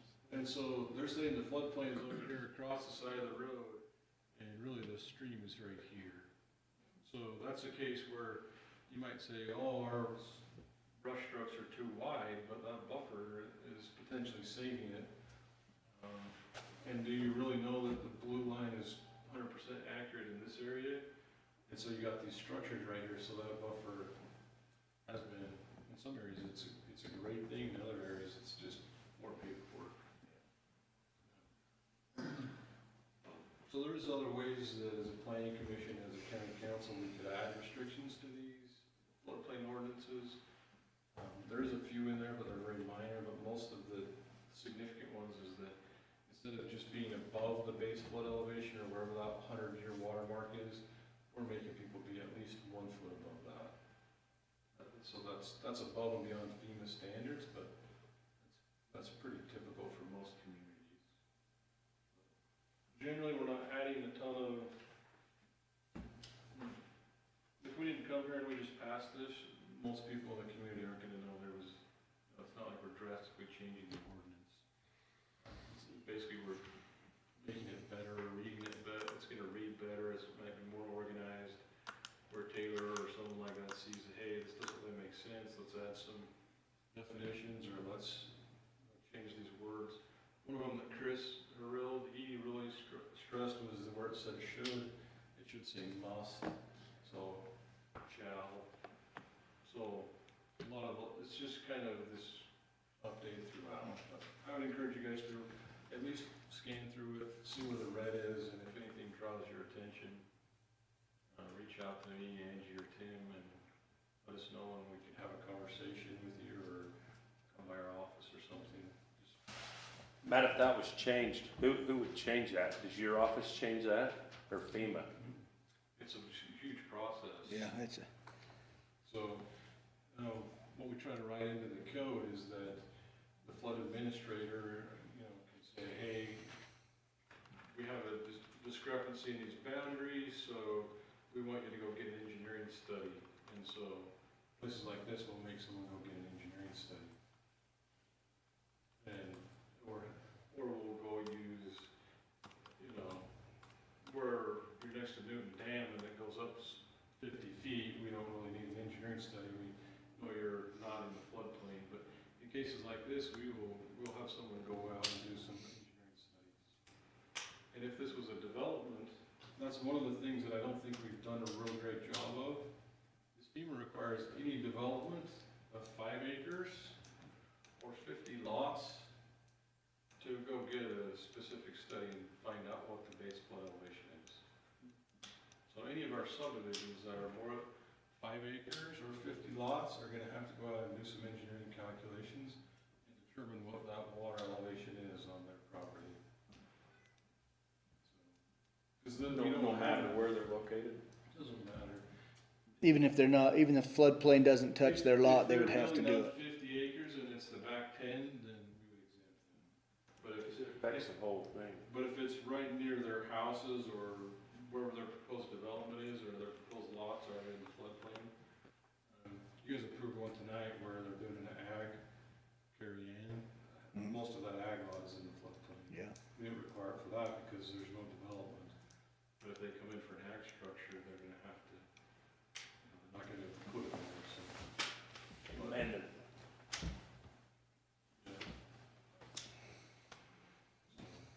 Any questions? I know I've kind of jumped around, I've tried to answer questions, but is there anything you guys can think of now that I would take back to me and our office and look at it, get you guys more information? It's just a daunting task if I was in your shoes to try to Get in. review the whole code. That's why, we have a full team, we've had consultants working on this for 8 months. We got a lot of people working on it, so. So this will come back next month with a public hearing, be one. And from now till then, we're gonna go through again, just to make sure that our format's good, our spelling's right, punctuation, if there's any shalls and musts, and just make sure that we're gonna send it off to FEMA to get their thumbs up, and try to bring it back saying, this is our last final draft, we haven't seen any more issues. Get a recommendation to take it on to the county council to make sure we meet the deadline for May 9th. Okay.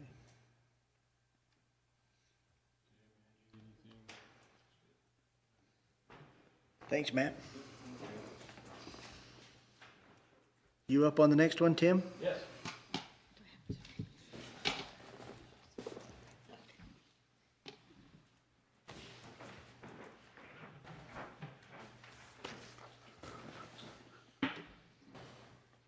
Well, if any of you were to join us for a day in development services and listen to counter conversations, phone conversations, there's a very good chance you hear a conversation about accessory dwelling units. And all kinds of questions about them. Maximum size, attached, detached, basement, can I start in a small home, can it convert eventually to my live in a small home, and convert that eventually to an accessory dwelling unit, and then later build a single family home. And we're finding that our code doesn't quite address all of the changes, I shouldn't call them changes, but more flexibility in the current market demand that is out there in our customers and people looking to build. I think it's pretty apparent that it's related to construction costs, it's related to land costs, it's related to interest rates, and it's about the homeowner as well as their intent to rent and recoup that income and help support their investment, and maybe look at a phased approach to building their single-family home with an accessory dwelling unit as part of that investment. So, a couple of things I'd like to highlight as we feel the need to work with you to prepare and amend this section of code, this definition, this use type definition, based on the many inquiries that we're receiving. And also to comply with state law. Just in 2021, last year, House Bill 82 is now State Code 17278526, and I just highlighted a few sections that I think deserve some preliminary focus. Note in 1A that an internal accessory dwelling unit is within a primary unit, and it's within the footprint of that primary dwelling unit at the time the internal accessory dwelling unit is created. I'm just gonna jump ahead for a moment, show a little whiteboard sketch of how this could be illustrated. Very common is a basement, internal accessory dwelling unit. Sometimes you have a unit above a garage that could be attached. And, but most common seem to be basement units, but definitely a portion of a home to the side or above. But what seems clear in the state definition, or the state requirement rather, is that it is within the footprint of the primary dwelling living area. Now, one could ask the question, does that include the garage? Could that be considered living area, home footprint? Could you count the accessory dwelling unit above that as an internal dwelling unit? And one reason that matters is because as we skip down to 2AB, states the county, and this same regulation applies to cities in State Code 9. The county may not establish any restrictions or requirements for the construction or use of one internal accessory dwelling unit within a primary dwelling unit. And then 2BI states the size. The county cannot regulate the size of an internal accessory dwelling unit in relation to the primary dwelling.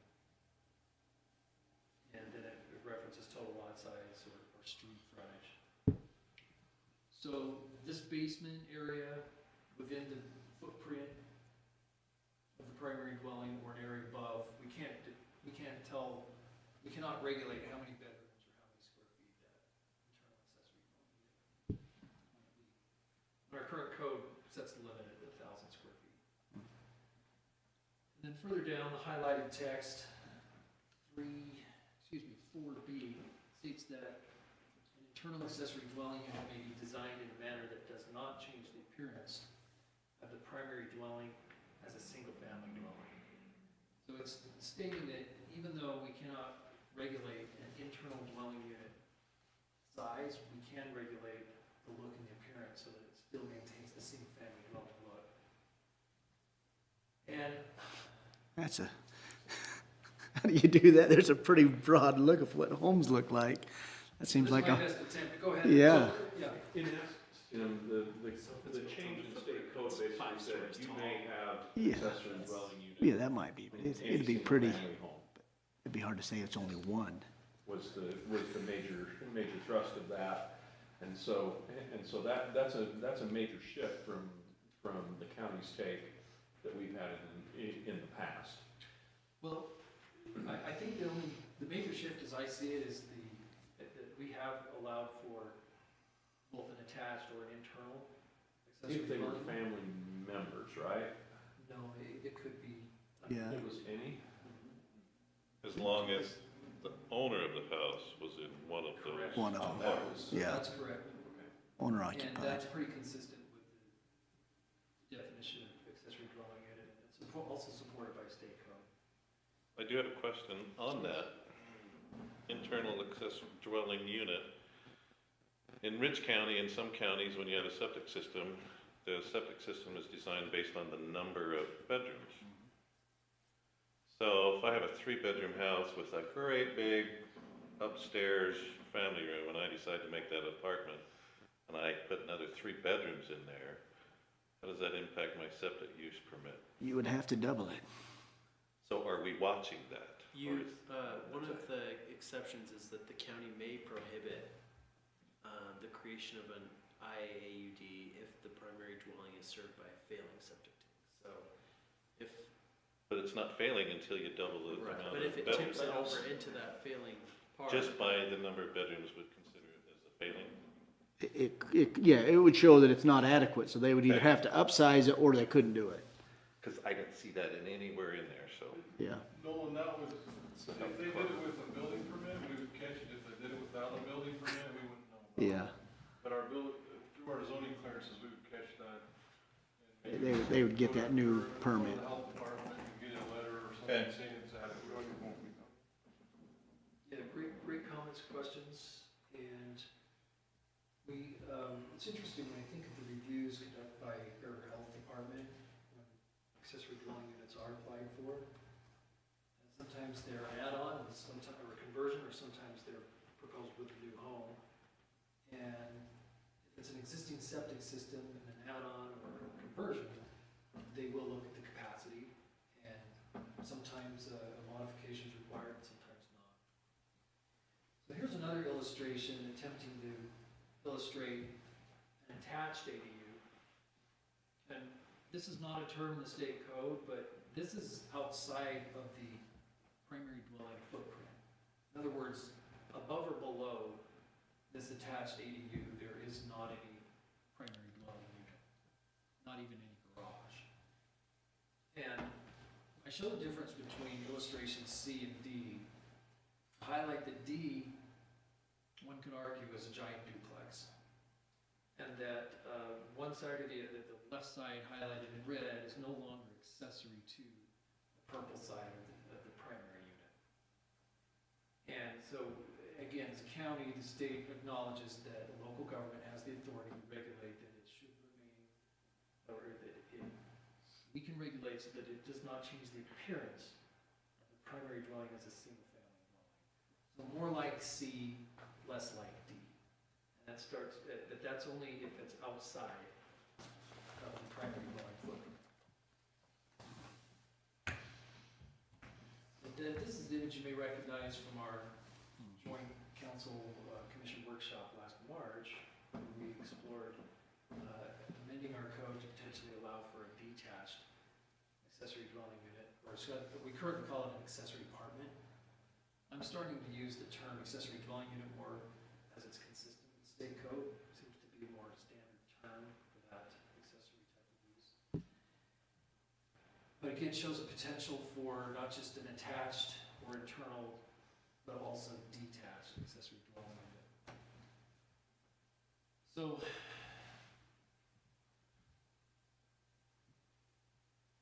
I'll mention and kind of preface what I'm about to share with you is that no one has seen this. Taylor, Angie has not seen it, Dirk has not seen it, Matt, and any of you. This is just something to put before you for discussion purposes. And let's look at this as, what if our code was amended to have this type of substance, acknowledging that it probably needs a fair amount of work online.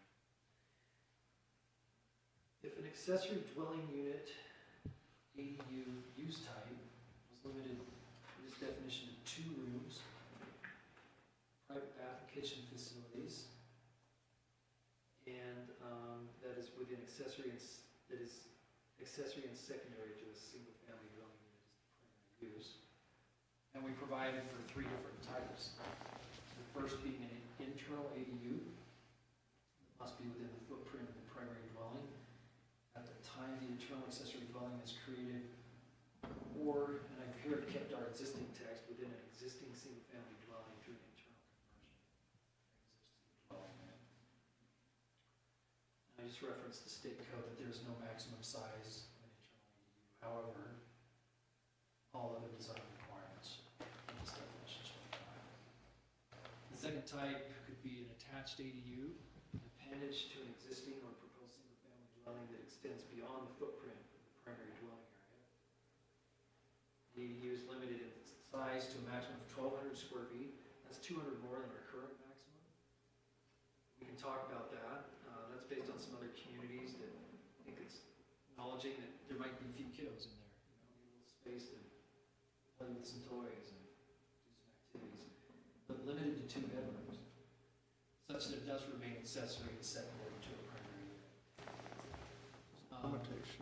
And then keeping the internal connection. Because this is not in the footprint one. And a third type could be the external ADU. That is detached from a primary dwelling unit on a legal lot, based on this idea that it maintains the same setbacks as a primary unit, so it's not too close to the rear or side or front property line. And again, limited to 2 bedrooms, 1,200 square feet. And here it's just rewording or relocating some of our existing standards. Must include primary entrance that is not accessed through a garage or storage area, although secondary access into a garage or storage area could be permitted. And For an attached ADU, a minimum of 20 linear feet, common wall, and then that attached area should be convertible back to a single-family dwelling, therefore the common areas between ADU and primary unit should connect. So we're not gonna have a staircase or a hallway connecting from a living room into a bedroom from one unit to the other, but from a living room to a kitchen or even a laundry room is even acceptable as a common area. Keeping the external appearance with the architectural style, building materials, and building colors must be compatible and consistent with primary dwelling. I'll have to look at some more of these standards a little more carefully than I've done just in today's exercise.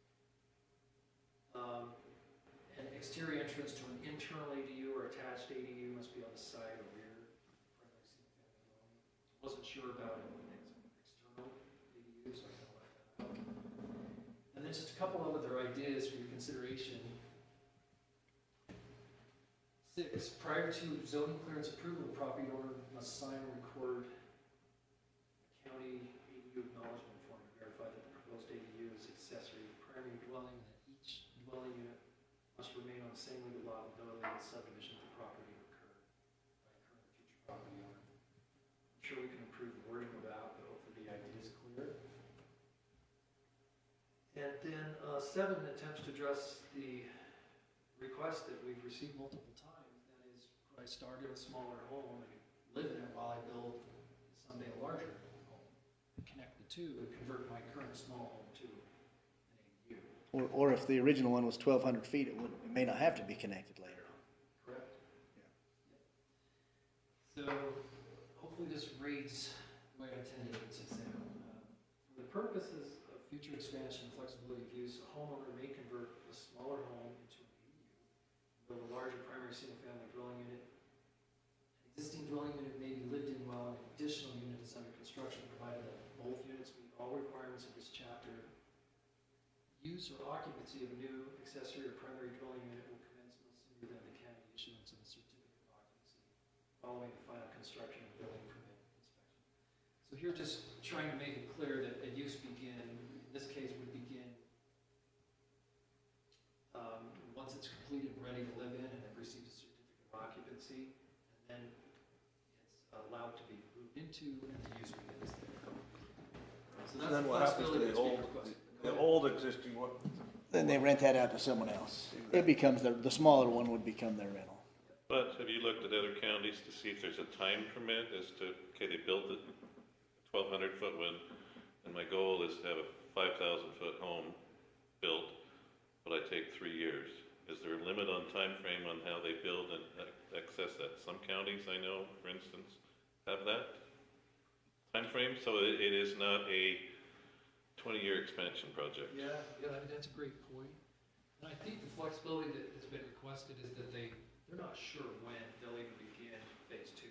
But when they begin is a time frame to when it's finished in occupancy, so that, I mean, you go down into some of the lower parts of Utah, and some of those buildings or the houses are going on for 3 to 5 years. Yeah. And there's an impact there. And is the word unit, and not plural as units? Because I could say, I maximize a unit to 2 bedrooms, but I could say, well, I'm gonna create 2 units of just a little rent out unit, and I'm gonna have 2 of them inside of my house. Yeah, we want to make this leak-proof, right? Right, so Yes. I think there is one item that says only one accessory. Yeah, one. Is It there? did Yeah. say, but yeah, you'd want to make sure that was highlighted for sure. But wouldn't want to create confusion anywhere else. So I No. appreciate that reaction to it.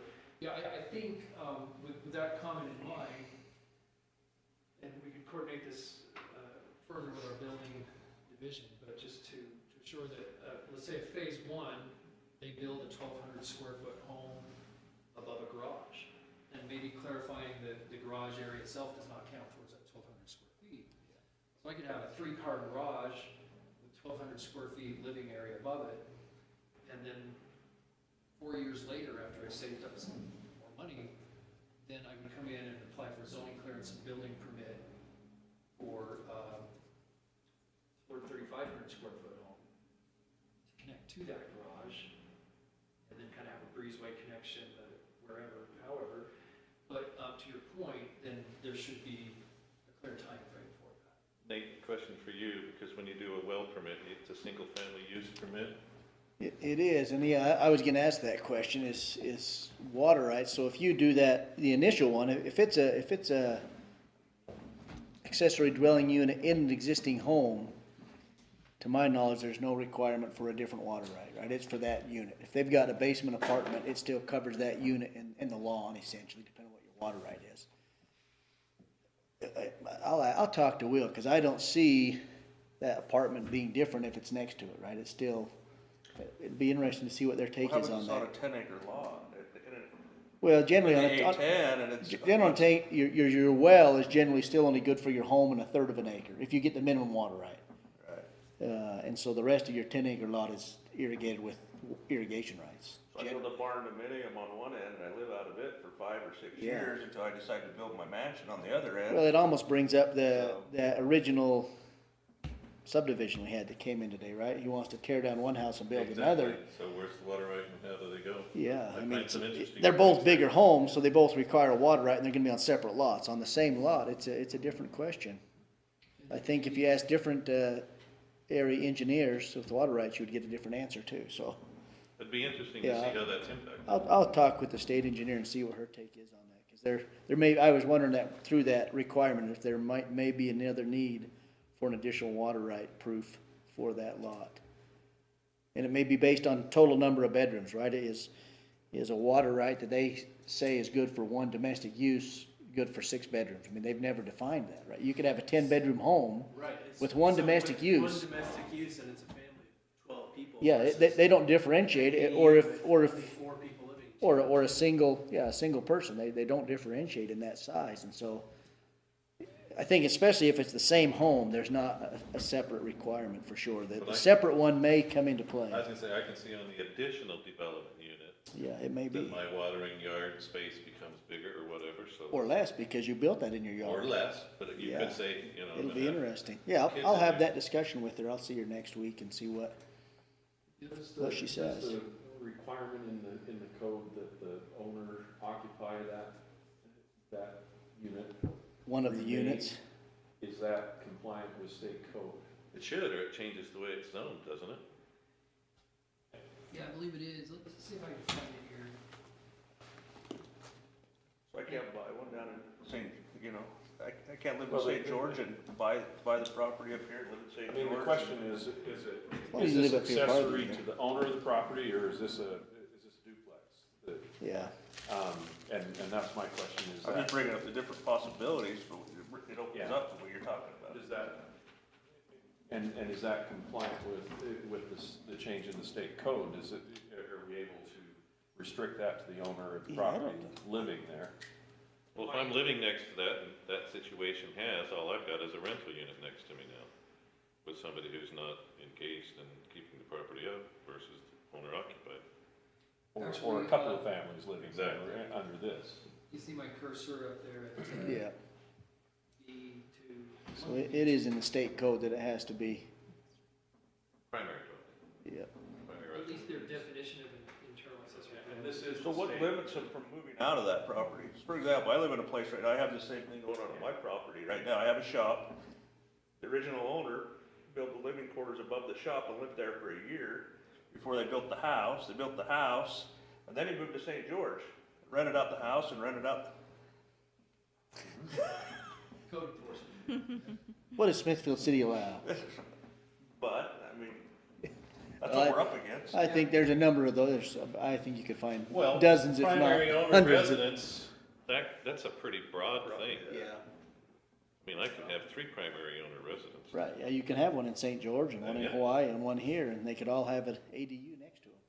So, You could have I don't 5 think rentals that and just needs live in to look one. Yeah, the primary residency doesn't. it doesn't define that. No, Think well, about the affordable housing you provide. Yeah. Is the word occupied by the different? My trust owns it, Occupied so. as. Yep. Yeah. So that's a broad escape there. Okay, some things to look into. Yeah. Any other reactions or takeaways you'd like us to refine as we shape Oh, this? I like the way that's going. I think the 1,200 feet is good. 1,000 square feet, like you said, if they have even one kid, 1,000 square feet with 2 bedrooms, time you do a laundry room and a small kitchen and family room, it could get pretty small, so 1,000. Is there anywhere in this, Have like a 1,500 square foot home and then you build another 1,200. That's what I was just gonna ask, yeah. That's not I much. don't know, I don't Before we really had like to kind of see a us. percentage to get to, up to a maximum. well, that's why I'm wondering about density and zoning. Are you 1, are you 2, 5, where, how deep you're gonna let these accessories go and impact? I don't think we have a lot of options, is that correct? It said you can't It said you can't differentiate on stop lot size, right there. Any Restrictions. Internal, but Yeah. attached or detached. That's what I'm saying, the attached or detached, you should be able to do some zoning on it. What, you know, you say this is a common discussion that you have. What do you feel, and I know this is just a feel because you get the calls. I mean, is this something that's going to be a flood? We're gonna have 1,000 accessory dwelling units come into the county because here's an opportunity? Or is it going to be, is it a splash or is it a flood? If I had to guess, I would say it seems to be 1 in 20. I'm seeing a lot of interest in these small home things. The tiny home and. Tiny home, move that in there, and I just got me a flippin' Airbnb that I'm making money on. Yeah, most people want the detached and we just allow for the attached. Is it common that you, oh, sorry. Is it common that you see them buying, for example, on the west side of Cornish, that out in that area, that you've got your smaller farmhouse on a 5-10 acre piece, they buy the smaller farm home, live their, starter home, so to speak, and then they wanna upgrade, well, they've got the acreage there, so they're moving out of there. That starter home would have to be below the 1,200 square feet under the way he's currently That's has what it I'm written. saying, but they're trying to build. Yeah, I don't think that probably happens as much as them just wanting to add the new one on there. There's a couple going right now, there's one in Richmond that, they lived in the home, but it's bigger than 1,200 square feet, there's one out in Cornish that are going, so. See a lot of different reasons why, sometimes I suppose in some cases it's a need for additional income for whatever issues or reasons. In some cases it might be an adult child that needs to live close to home or at home, that needs independence. So I will say that in California, they just did a blanket, on the extreme of, detached, attached, internal, they're all allowed with very few restrictions. And there was a lot of pent up demand because it's a very high rent state.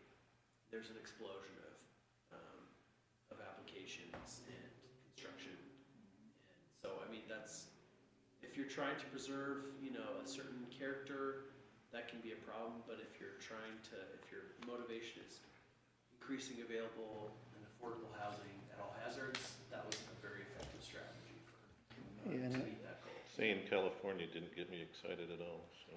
I'm just telling you someone who did do it.